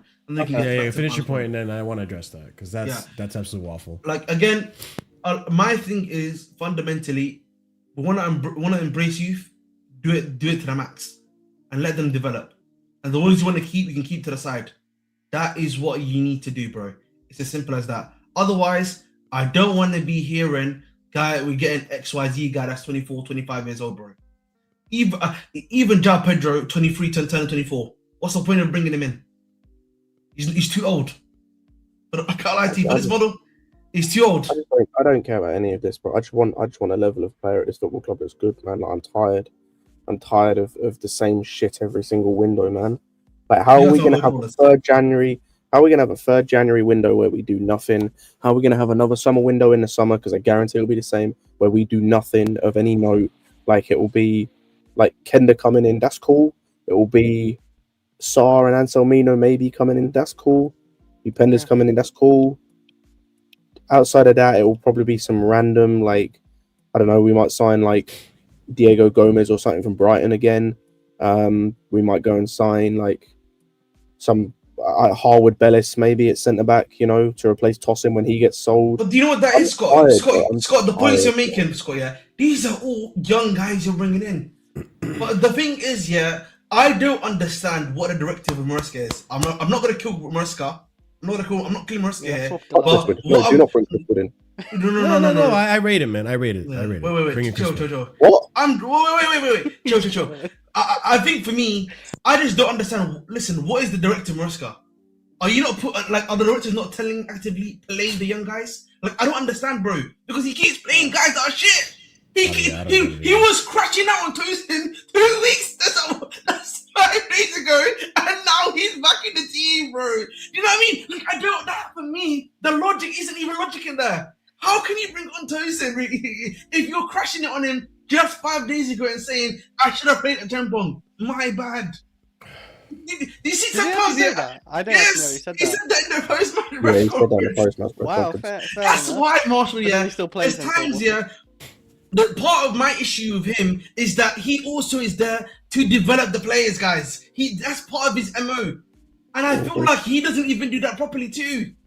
Oh, you know what I mean? Come on, bro. Yes, I'm here to say that. I'm here to put it there, Marshall. I kind of agree with Ahmed. I hate to say it, Marshall, but we have to put it there. We can't listen. I'm not saying we're scout, but I'm being a bit objective here. Some of these guys are not being played enough. I kind of feel what Ahmed's saying, because realistically speaking, how many players in the since he's been here would you say he has actually like head and shoulders improved? Can't believe we're doing this again. Like, literally, it was like 5 streams ago where I said like, oh, we're finally stopped doing this, and now here we are again. We're doing it again. No, but because I hear it, like, Marshall, because in terms of actual, like, because what I'm talking about, and the reason I say head and shoulders, I'm talking about guys that have noticeably improved as players compared to what they were. So let's go through the list. I think this is going to be subjective, and we're not going to agree, right? I would say Enzo. I would say Pedro Neto. Nope. I would say you see that's where we already start based on the fact that he's already matched his highest goal output of his career. He has somewhat improved like a different part of like Neto. Like, I don't think he's again, like, improved, like, we're not going to agree on this. So you know what, Scott, go through your list. I You don't know. We're if not he's, going to agree. like, I just don't massively think he's improved as a player improved. in Like, general. in terms of genuine improvement, like I said, Enzo, I think there was a level of improvement with Jackson that was noticeable. Whether it was enough was a different like argument. What about Kukurea? Because I think he's a Nope. great player, but like I felt I don't. like I don't think he improved with Kukurea Maresca. because Kukurea was playing Yeah, through this same level for Brighton. He was doing it at left centre back. Wasn't scoring goals. Yes, he was. Okay, he wasn't scoring. Everything I else just he was felt like he doing. improved something. Everything different else he about was doing Kukurea. at Brighton from a Technically an defensive improvement, standpoint because he's and scoring going now. forward. Cool. Okay. Cool. Let's say And he's improved Kukurea. Kukurea's shooting. Fantastic. He's improved Reese's fitness. That's a fact. Sure. Levi Colwell, we're not going to even bother. Nope. Okay, I figured as much. Wait, Because again, he was doing the same level of stuff he's doing now. The difference is Really, for some when he of was these guys- playing at left back For with Brighton. Poch, he was doing. He was No, just for good. It's quite Brighton. hard No, to say. again, At Brighton, he was good. Brighton. Because Yeah. because I was Brighton, going to say the issue with some of these guys is they were playing this same way for smaller teams who just went unnoticed. They're on a bigger stage. Caicedo, Kukurea playing at the same level as they are now. Outside of the goals for Kukurea, same level at Brighton. Colwell was doing the same stuff he was doing last season at Brighton. That's part of the reason why people like myself and others said they wanted to see him, and they said that we were happy to see him come in and like have games and contribute to the team under Poch because he'd had that loan at Brighton. This is what I'm saying. Like, I hear Ahmed's point. I'm not even saying that he's a shit manager or anything. I'm saying in terms of this one aspect of his game, player development. I hear what Ahmed's trying to say, but I disagree with the point Scott is making.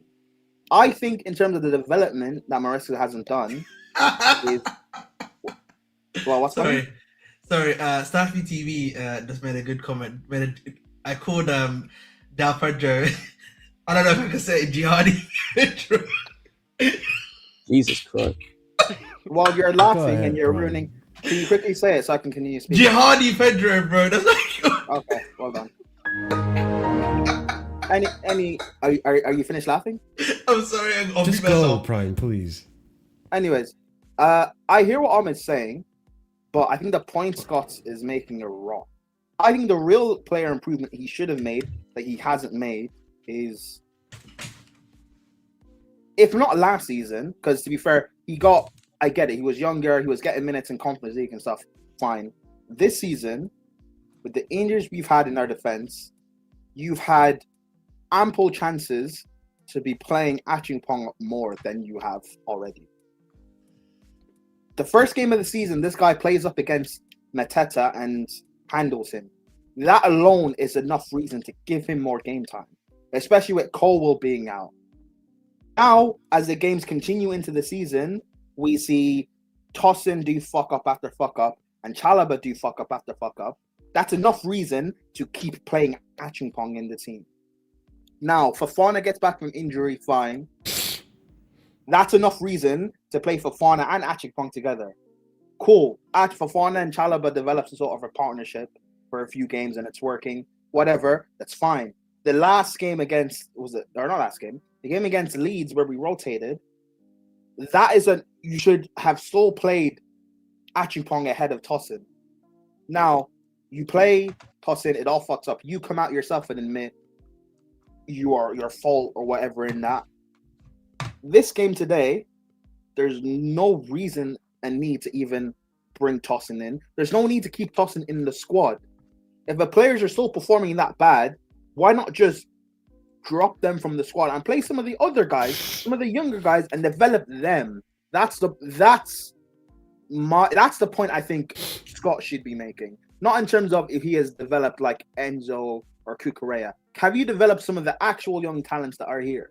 Because like I keep saying, and I said it back in the summer, why not have just kept Sar and Anselmino By the way, and played and developed them? What? By the way, I want to address what Ahmed has put in the chat. Sorry, can I finish? It's on the screen. Finish your point, Prime, because then I've got a comment to make about this. Why, if in terms of development, why not just play these young guys? Because it's easier to be able to mold and develop younger players than having to still force like say Tosin to play when he can, or having to coach Chalobah to play out of the back when he Can can, I ask you a question, Prime? or on that, having if you don't to mind? like who?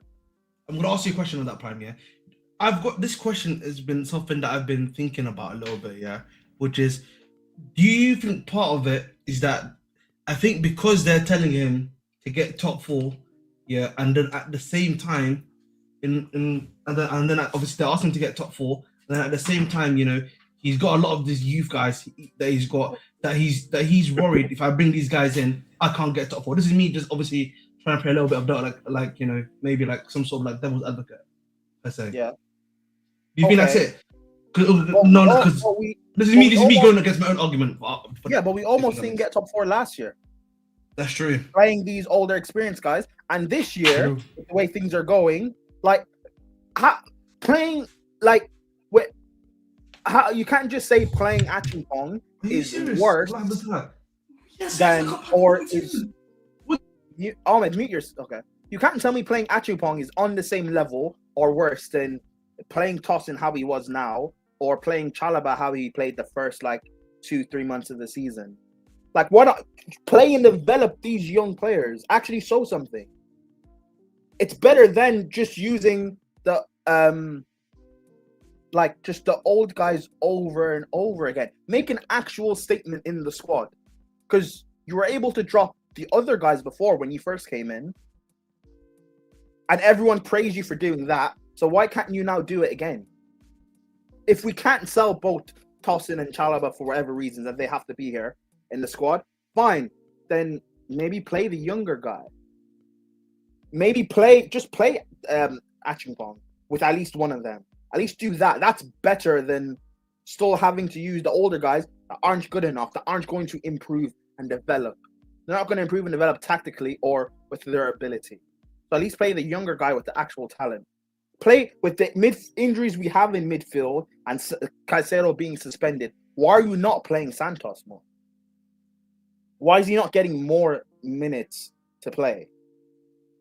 And I didn't watch the Leeds game, the last game we had, the Bournemouth game. So maybe he played bad in that or wherever. I don't know. But at least let these guys play and continue to develop, because Enzo's still stinking it out anyway, and you're still playing him. So you're playing the players on the pitch who are still performing bad. So give maybe others a chance. You have to at least try something else.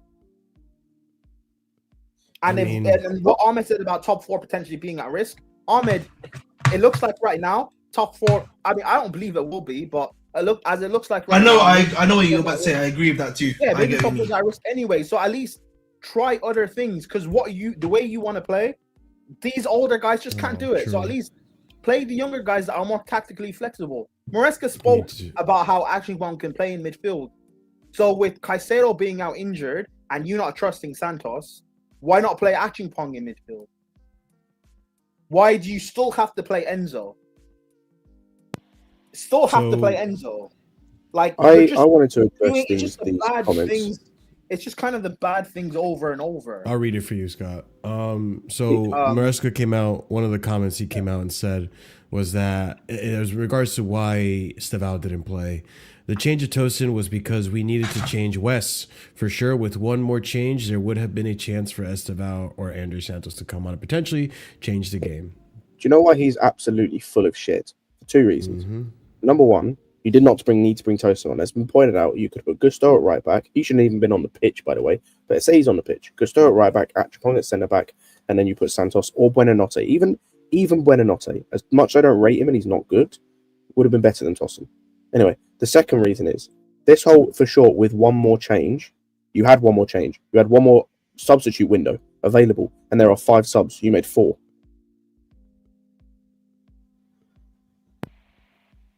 Oh yeah, you did, didn't you? So this bullshit of with one more change, you had the ability for one more change and did nothing because you were a coward this game.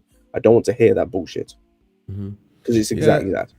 I mean, you definitely played for the point today, didn't you? One thing I want people to. Do you want me to answer the Fofana thing? I'll come back to that in a second. So this is the thing, people. Like, I just want you to know, for the past hour, I would say, right? We've just had a debate, or we've gone back and forth about how Maresca has been making multiple mistakes in this club, in this team this season, but at the same time, he's working with shit. So it's a little bit of everyone to blame. So if you're just gonna sit here and point fingers at Maresca, sure, do whatever you want, but then give me the solution, because it's all willy-nilly being a bitch and just saying Maresca out, Maresca out, Maresca out. At least when I was Poch out, I gave you guys multiple reasons why I was Poch out. As early as I was Poch out, I was barely even Poch in when he started, but I let myself be maybe persuaded, and it never happened. The football was shit. The results were shit. We would never, outside of that first maybe 2-3 games, ever touch top 4 that season. So when you're telling me I came from that and now I'm here where I'm at least in the top 4 race, I'm at least having this discussion. I'm not out of the Champions League. I have Champions League. Pochettino didn't have an excuse. He had 1 game a week. 1 game a week. So when I'm looking at an experienced manager who has managed at the top level come in and just make my club look like absolute dog shit. Okay, maybe you want more attacking football. Well, off the top of my head, who has the best attacking football in the game right now? Ancelotti, who's at Brazil, and Hansi Flick, who is struggling right now at Barcelona. Do you want that, chat? Do you want that? I think, can I hit back at that claim? I'm going to hit back. No, because we're not going to make it about this. I'm just trying to say that at some point, people, I need you to be a little smarter, right? I need you to actually hit me with the argument, hit me with the logic. Why? Okay, Maresca out. I understand the reasons why. Who do you replace him with? And listen, this is the stream where I really wanted to rinse Maresca because he got a lot wrong today. He ain't getting away with shit today. He got a lot wrong today. And I agree with everything the panel's been saying. The fact that you're not playing your youngsters, giving them a chance when your experienced players are the ones failing you. The fact that you're not rotating Enzo to the point, and Chalobah too. I'll put Chalobah in there. You're not rotating Enzo and Chalobah to the point where these guys are struggling. Enzo a lot more than Chalobah are struggling to keep up with the game. You could tell today, like, this is the worst Enzo performance because he could not keep up. He could not keep up. We're relying on hopefully Cole Palmer to come back here and be fit, who has not been fit. The amount of rotation that we have to do because of the games. You guys complain about rotation, too much rotation, all this and that. Well, what do you want to do? Not rotate and be like Pochettino again? So like it's not black and white, people. This is why I have this channel and I'm so happy I do, and I'm happy that I can have discussions like this because I don't talk to people who think it's completely black and white. Yeah, I want to make a point to EPO Taft's point. Yeah, EPO Taft's my guy, so he knows when I always have a like respectful debate with him. I agree on the first bit, yeah, but on the second bit, in terms of like some of the players obviously that have come into the side, right? I just think fundamentally EPO Taft, whether you like to admit or not, these young guys are in the team now, right? Obviously in the future we should be doing much better, yeah, in terms of acquiring the right talent. In my personal opinion, as I've said multiple times before, all of us here have said that before. But the problem is, with the talent that we have right now, the only way they're going to improve is playing, guys. That's just what it comes down to. And that's another thing, by the way. I need to point this out, people. I'm going to raise my volume just a bit so you guys can really, really hear me. If we do sack Maresca, actually, you know what? Let me even go full screen. If we do sack Maresca, guess who gets to pick the next manager? It's not you. It's not you. it's not you. It's the very same people you love to talk about every game. Every time we lose, you love to bring them up. Every time there's a downfall at Chelsea, you love to bring them up. You wanted to protest against them. It's the damn directors that are the problem. So I'm telling you right now, and I think everyone will agree, if Maresca goes, the directors also have to go. And that the chances that they do go are very slim to none. TM127, $5 super chat. Thank you so much. I am more sporting directors out, which I just pointed out. Thank you, TM, than Maresca out. But you can't have the sporting directors out without sacking the manager. This team is flawed. Honestly, if I sack the directors, I'm willing to give the next director the opportunity to decide if you want to keep Maresca or continue on with him. Yeah, but If that next director is even good. Because sacking Maresca, no, I agree. I don't believe sacking Maresca first gets rid of these sporting directors. Because again, remember, this Club World Cup that this club and the world celebrate. Let's start with directors out, then start with their HA. That's where I disagree with you. This Club World Cup that all these the clubs celebrated, the fans celebrated, everyone celebrated, the world celebrated that we won. The sporting directors are the ones who got rewarded. True. That is actually really true. The players that won it, they got their bonuses, great for them, but the sporting directors got rewarded with new deals. Maresca, the only thing he really asked for publicly, not like behind closed doors in the meetings, publicly that we know of, that he asked for was a centre back when Cole got injured. The only thing he publicly asked for, and they didn't even get him that.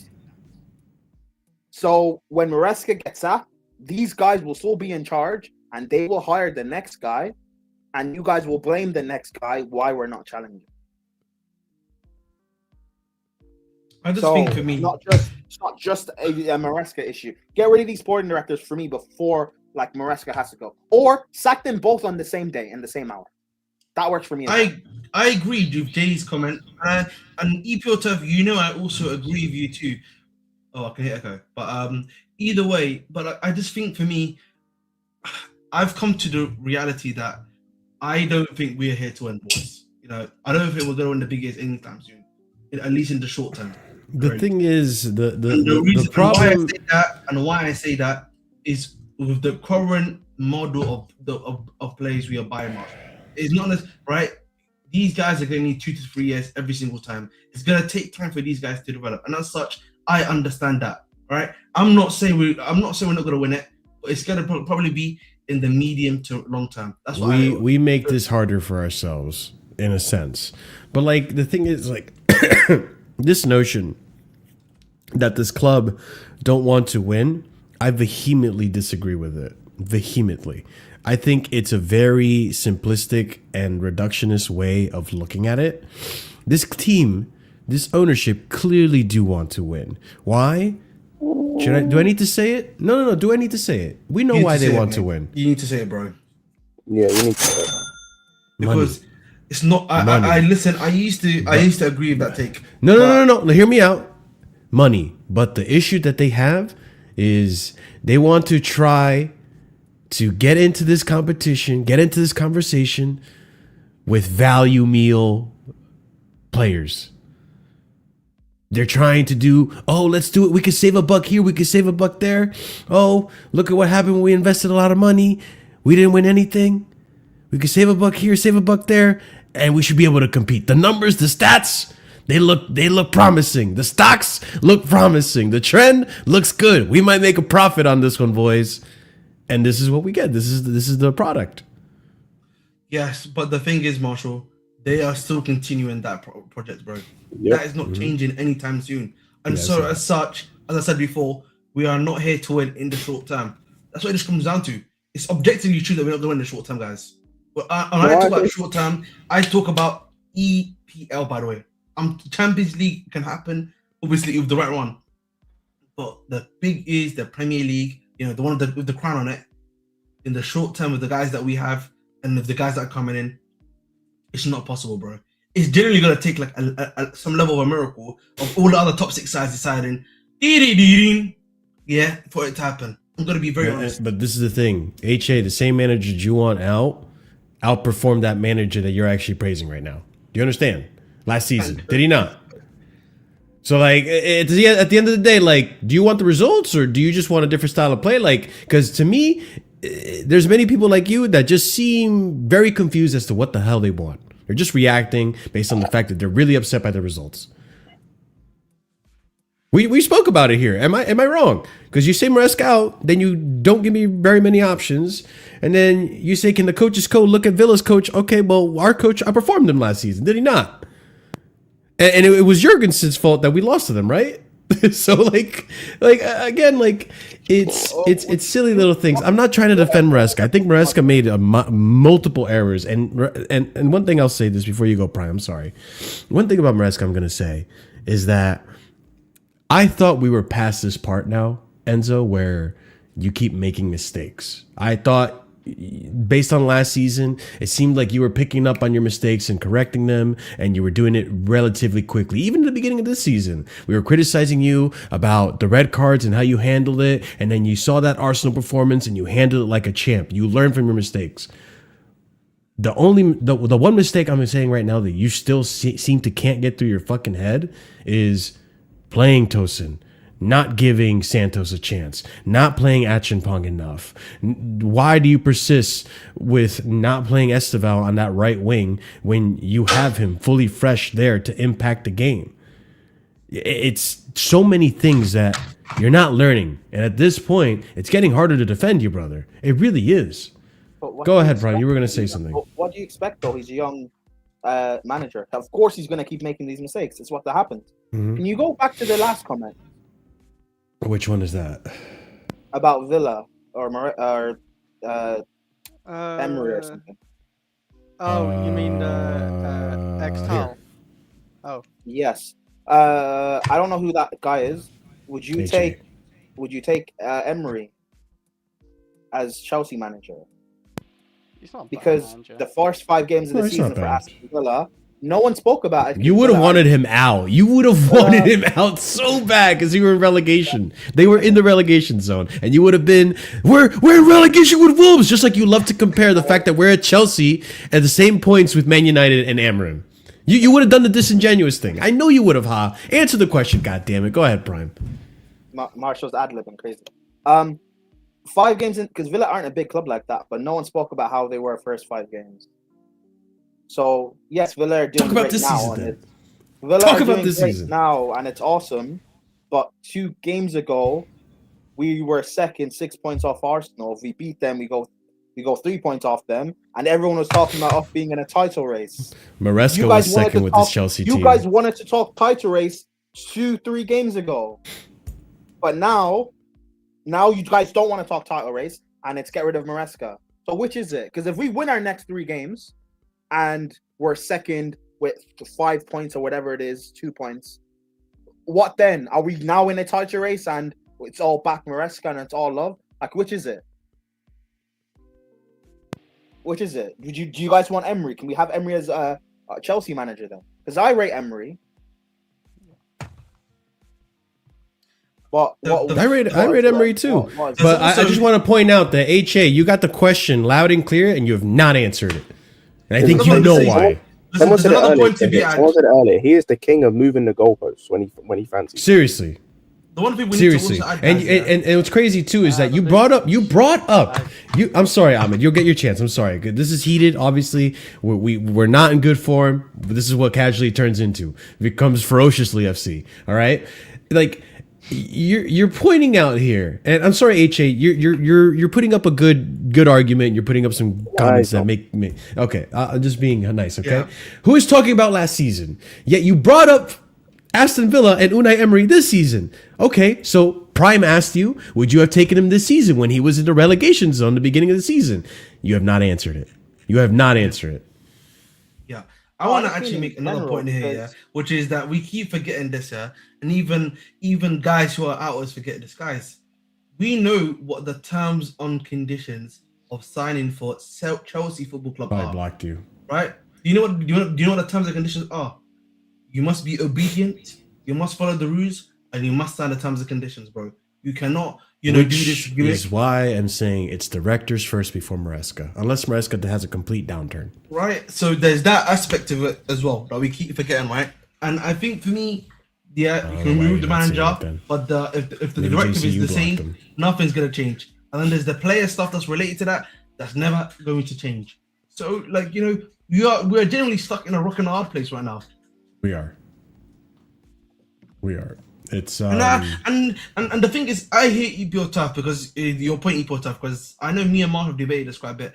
I was saying, bro, with the guys that we have in the defense, do we need to maybe tactically change something here where we can at least make them look decent? I'm not saying they're gonna look amazing. Like a back three, centre back partnership, whether it be a back three, just change some level of the tactics to make yourself at least a bit more compact. I think maybe if they have but they're not going to do that, Ahmed, because they've brought in a coach that has a particular style of play. They haven't brought in a coach that. But can we not ask the coach to like go? that. This is why I can't lie. I'm gonna have to agree slightly with HA here. Can the coach not coach though? Can I- the coach not Ahmed, do that on his Ahmed, own? Ahmed, you I want a agree, coach I that want has the a coach to specific coach. way of playing. But you know what? And has You one also have style. a young coach that's gonna keep making these mistakes. That's true. So Bro, on but one the thing hand, is, we like, can be on the not one hand we flexible. can be pissed, but on the other hand, what the fuck do you expect? bro, can I just point out, like, and Ahmed, like, come on, bro.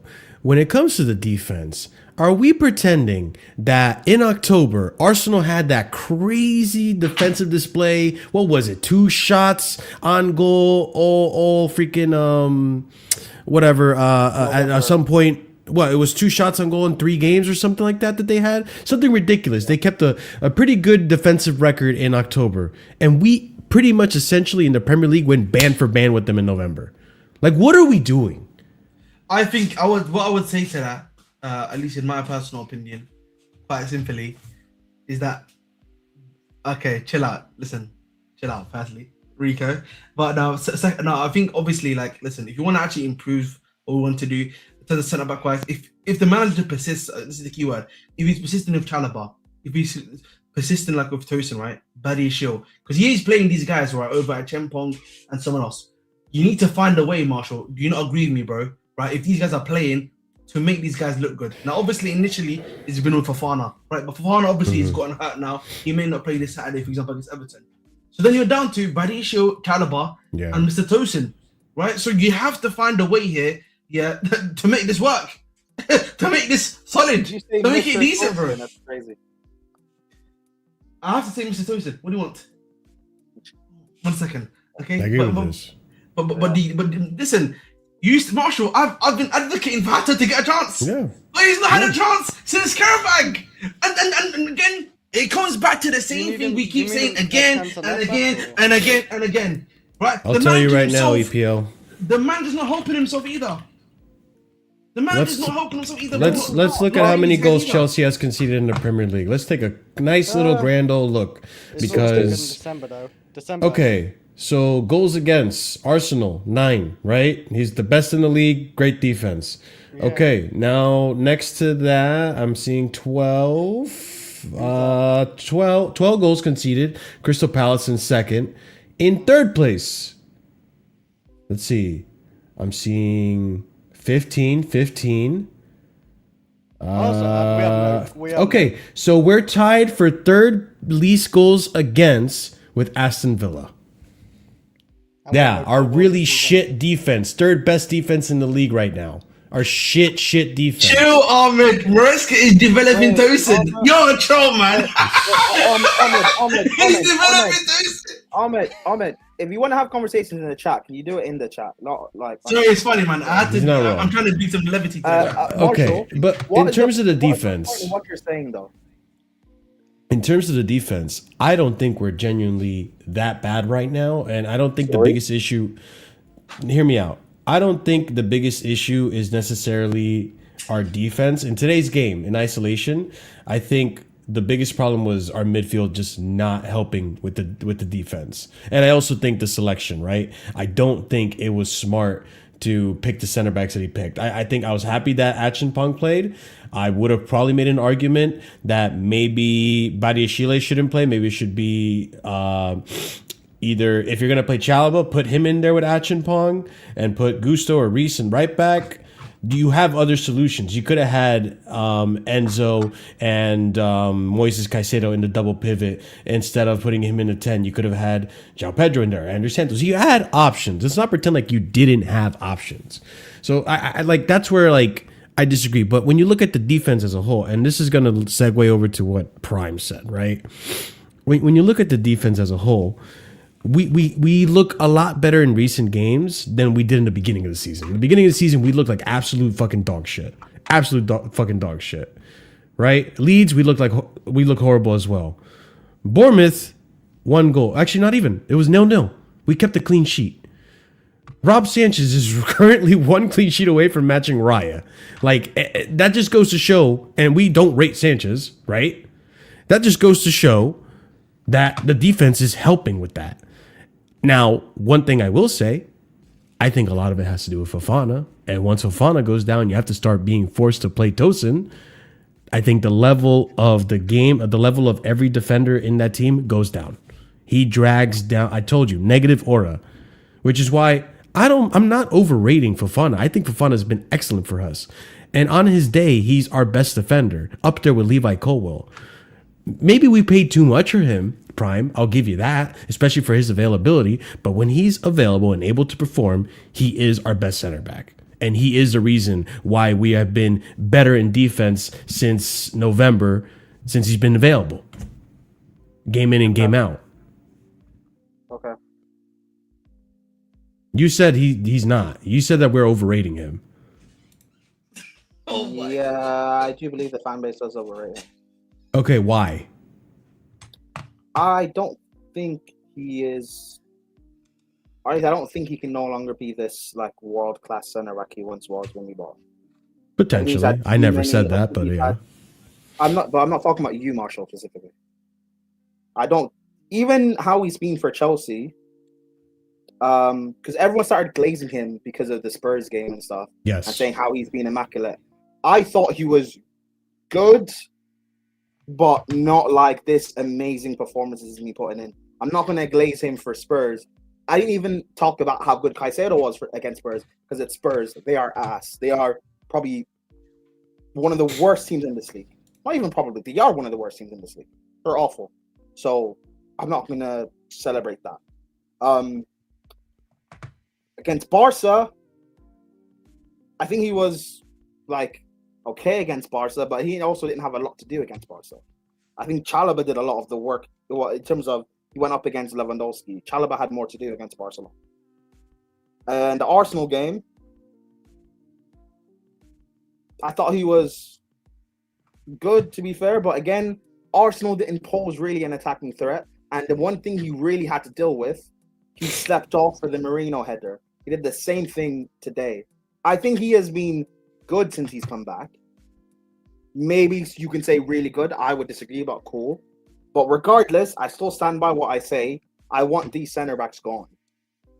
I want new quality center backs to come in. Fofana playing these few games and stuff doesn't like change my mind. I mean, I ain't gonna lie, people. I would still sell Fofana at the end of the season. I can't even. I would still sell every single cent that we have at If you sell him, where do you disagree with me then, Marshall?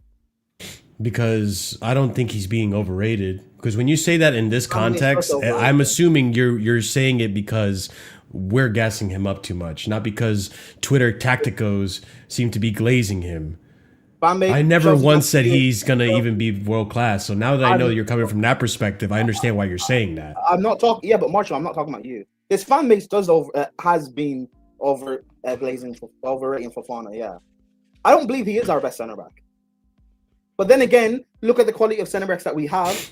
He probably is, but that's a damning indictment of what we have, Marshall. Because what we have, an 18-year-old in Atribon he doesn't play week in week out due to the manager. Chalobah's awful. I don't care about the form that he's on, which is great. He is awful. I don't rate him. Tosin's worse. Badiashile, like, you just can't stay fit. And Fofana, even though you've been good these last few games, you can't stay fit either. I don't trust you to stay fit. So what do we have? Get rid of them. The fuck? I'm getting rid of them. I don't care. I'm getting rid of them. I'm not gonna lie. I'm gonna say something that I thought about today, because I think I really okay.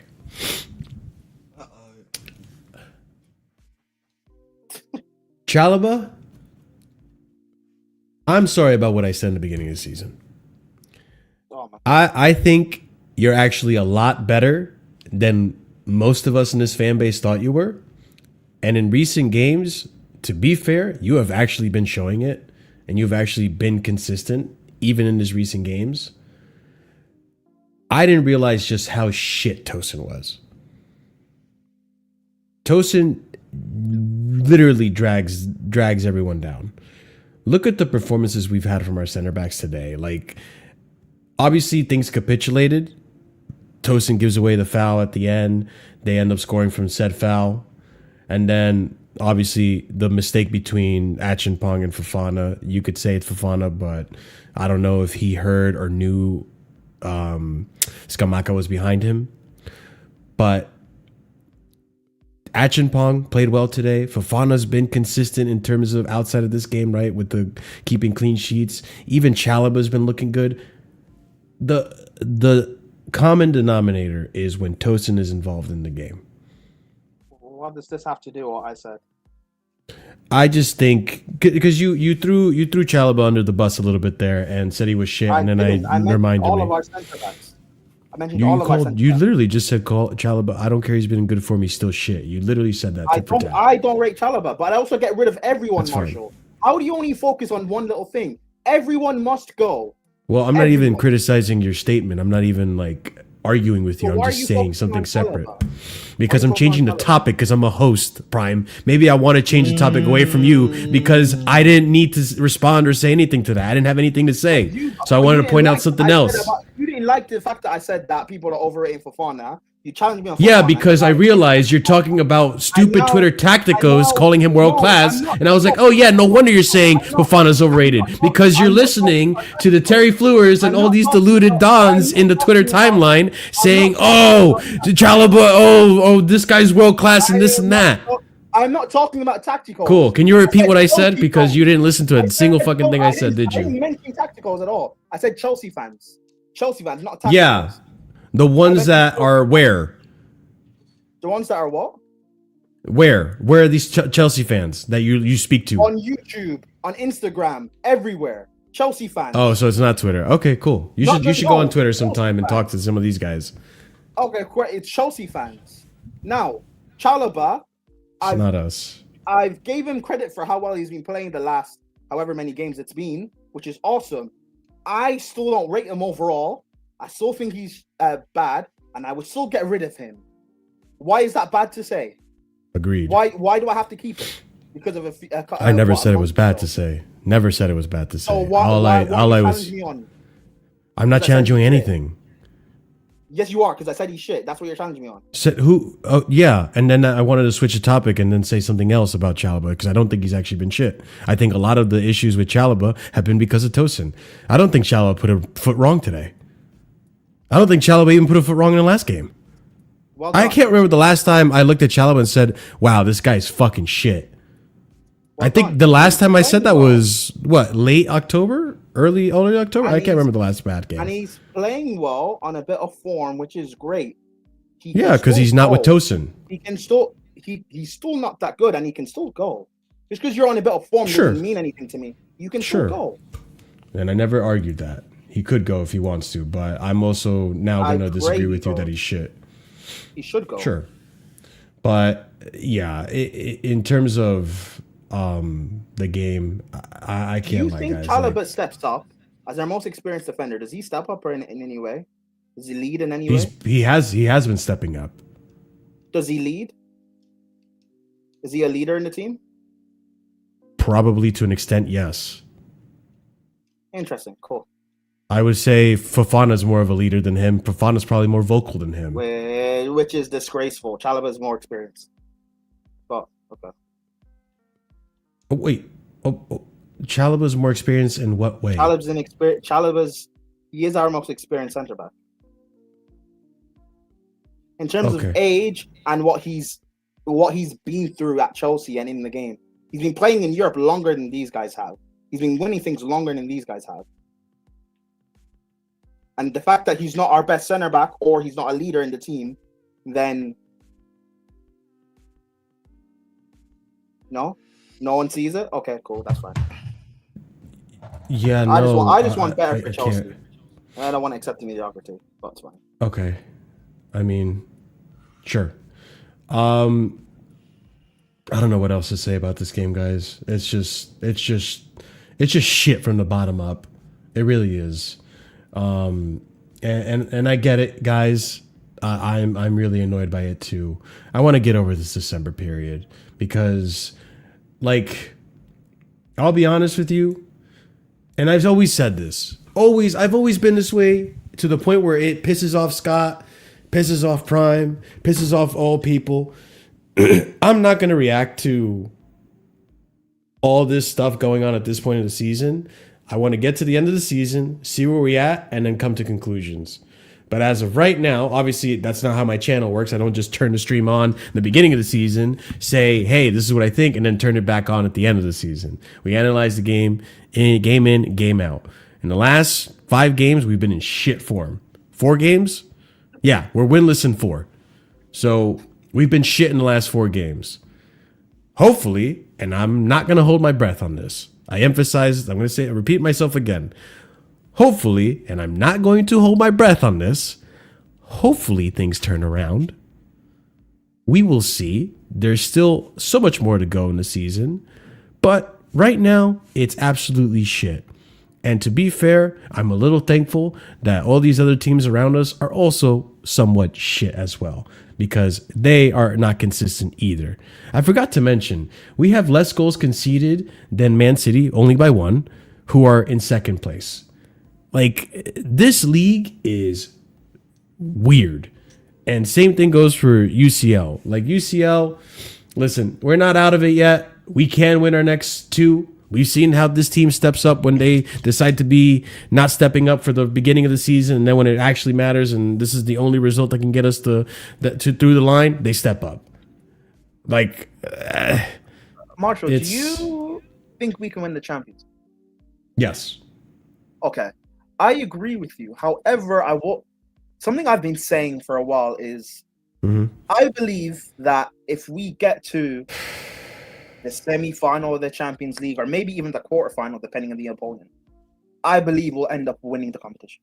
However, I don't fully trust us to get to that stage, because these players will play what's a random team in Europe? We'll play like a Leverkusen or something. These guys won't take them seriously, and we'll get knocked out in the round of 16. The thing is, that's my big worry, bro. I don't think that's going to happen, because I think once we get into the round of 16, this team starts to take itself seriously. And it's life or death for them on the pitch. But no, I mean in terms of the opposition we're facing. No, that's what I'm telling you. That's what I'm telling you, because I saw this happen at Club World Cup, where we lost to Flamengo. We had a shit performance against Galaxy, and then Tunis was not convincing either. We get through, and all of a sudden, a switch turns on, and we're unstoppable. How do you think we performed? Palmeiras gave us a run for their money, but we ended up beating them. How do you think? What did you think of the Benfica game before the lightning strike break? I thought we were convincingly going to win. Convincingly. We don't even get me started on that Benfica game, bro. But no, before the lightning break, were you happy with the performance, right? Yeah. I was happy with Cole Palmer, the way he played on the left. Okay, first. Yeah. I like in big games, these guys are great, but against teams that we should be beating, quote unquote, these guys worry me, bro. Yeah, like, do we really need to have everyone on the pitch perfect? We finally agreed on something today, HA. Like, do we really need to have like what? Caicedo and Reese and Palmer fully fit and this guy? We shouldn't like, need to. Do we need to?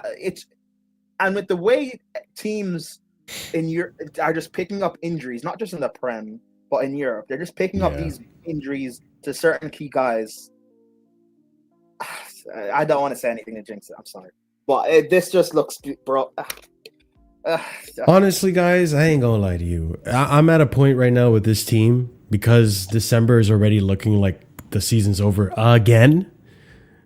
I'm at this point where, like, we're honestly banking on the rest of the teams around us to also not be consistent. And to be fair, Oh my god! in the last 5 games in the league, because now we're gonna, I'm focusing on the league, right? In the league, Arsenal only won 2 of their last 5. City, although they won 4 of their last 5, did not look convincing at all against Fulham. End up getting a good result against Sunderland. Fair enough. But they also have patches to work out. Villa is the only team I'm looking at right now that is really, really consistent and on form, and they look like they turned their season around. If they can stay that way, who knows? But it's just, there's so many inconsistencies throughout the whole entire league, and I'm just hoping on everyone else, and I can't even depend on this team right now with the way we're playing, and that's sad. Yeah, I just think, listen, I don't think for me, you know, it's getting tiring at this point. I'm tired. It is. I feel like, bro, I feel like the club has been in some level of malaise for the last, bro. Since Poch, essentially, I'll probably say. Yeah, we've been in a malaise, bro, where it's just been same thing again and again. Same thing's been happening again and again, whether it be the same man, whether it be different managers, same recruitment policy, same quality of players. Right, so it does get to a point where I understand, bro, why the fan base gets reactionary so quickly, bro. They were below us 2 weeks ago, by the way. Not even a week ago, HA. I'm looking at the teams around us. But that's what makes it worse. Does that not make it worse, bro? Like, we've got easier fixtures. It doesn't matter. My point being is that the league in general, everyone is inconsistent. It's not just the top teams; it's also the teams below us. The thing is, it's about that can be true, Marshall. But the thing is, right now we're not consistent either. Yeah, I know. It's a problem. That doesn't help you. That doesn't help you out either, right? And that's not me trying to be negative. That's just me trying to be objective of the matter. Yeah. And it just gets. And I think for me, at some point, I just felt like, to me, I said this before. I said it last season, funnily enough, and I'm saying it again. I feel drained. I feel tired. You know what I mean? I just feel like these days I just get angry because I'm just seeing shit play. Mm-hmm. And so, you know, I feel like I'm going to be here. When do you face Everton? When do you face Everton? This Saturday? This Saturday. We were due against Barca, by the way, people, and Arsenal. I just want to point that out. I just feel like, again, it's going to be back again. We're going to face Everton, you know, and then hopefully we get a win, because I want us to win, of course. 0-0, Ahmed. I'm telling you right now, it's 0-0. But if it ends again in a draw, bro, or something else, bro, it just, you know what I mean? The negativity is just going to be there. This is December. I don't know if you could tell, but unlike last season, I'm already checking in December. This is December for us. This is the rest of the December month for us. I hope that it doesn't overlap into January, but this is what December. Because it didn't overlap into January last year. It was and I'm hoping it improves from that. I'm hoping we see improvement, because that'll show me signs of improvement to an extent, at least. I wish I saw it earlier, and I wish we could show signs of improvement in December. But show me something. Show me something. Because right now I ain't seeing shit. If anything, we look worse this season than last season, according to the points. So I'm not happy either, people. I'm not happy. I'm just trying not to be reactionary. I'm not trying to say Maresca out and all this bullshit that's been spewing all over the TL. But I'm not happy about the results either. And if we end the season outside of top 4 without any trophies and shit, fuck it. I'm joining you. Maresca out. Yeah. And get these directors out too. I don't know what else to say, people. Tuchel out. Right. That's what we should say. It's always Tuchel. I'm not going to agree with you on that one. But anyways, any final thoughts before we get the fuck out of here? Tuchel Get the fuck out of here, man.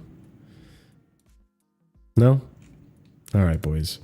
Let's end the misery. Let's see who to raid. Is Wob Sports still on? Is Joey still on? Let me see. He's Joey streaming right now. Bloody hell. Apparently, he's probably pissed the fuck off, dude. All right, I'm gonna raid out Joey. So let's. I'm gonna put the raid over to Joey. Guys, be sure to smash up the like button, because last I checked, we were really close to 50 on the at least the horizontal layout. I don't know about the vertical layout where we're at, but hey, you guys have been performing too on the vertical layout. Let's see if we can get the 50 likes on the vertical as well, people. So yeah, everyone, be sure to smash like on your way out. We're gonna raid out to Wob Sports. So go ahead, copy and paste that raid message. Let him know where you are coming from. That way he knows that Casually's here to raid and show some support. Also, be sure to subscribe to the channel if you're new here. We're trying to get to 5K subscribers, so if you are just discovering this channel, it would be great to see you guys here again and also have a chat, get to know where you see the club, your solutions. Like, listen, as much as we want to cook HA and Scott doesn't like you, HA, and all this stuff, at the end of the day, we're having a discussion because we're passionate fans and we have different opinions as to how we want to go about fixing the issues. And it's a difference of opinions that makes this channel unique and what makes the streams entertaining. Because I'm sorry, if this was, and not to bash, but a Lee Gunner echo chamber of Arteta out, then I'm sorry. I think you guys would get pretty bored of the content pretty quickly. So luckily, we don't do that. We do try to bring difference of opinions on here so that we can have different types of discussions. So big up to every single one of you in chat. Subscribe. Be sure to like. Bell notification, hype up if you do have hype points to use, help us out as well. And memberships, there's 4 different tiers starting at 99p. And if you're at the second tier, which is a proper casual tier and higher, I give you guys shout outs at the end of every show. Also shout outs to our regular casual members. And that's going to be Anra, John B, 3504, Gabriel Mejia, Ish 462, Hater Wakas, JC, Dark, Lanray Sadiq, A. Soliman, EE, and Adrian. Thank you guys so much for Proper Casuals for the support. Have a wonderful night, guys. We'll catch you again tomorrow for a Casually Chelsea show. We'll talk about a few of the news that has been happening. And then, we'll go from there. Have a wonderful night, or at least try to. And we'll catch you again soon. Stay casual. Peace.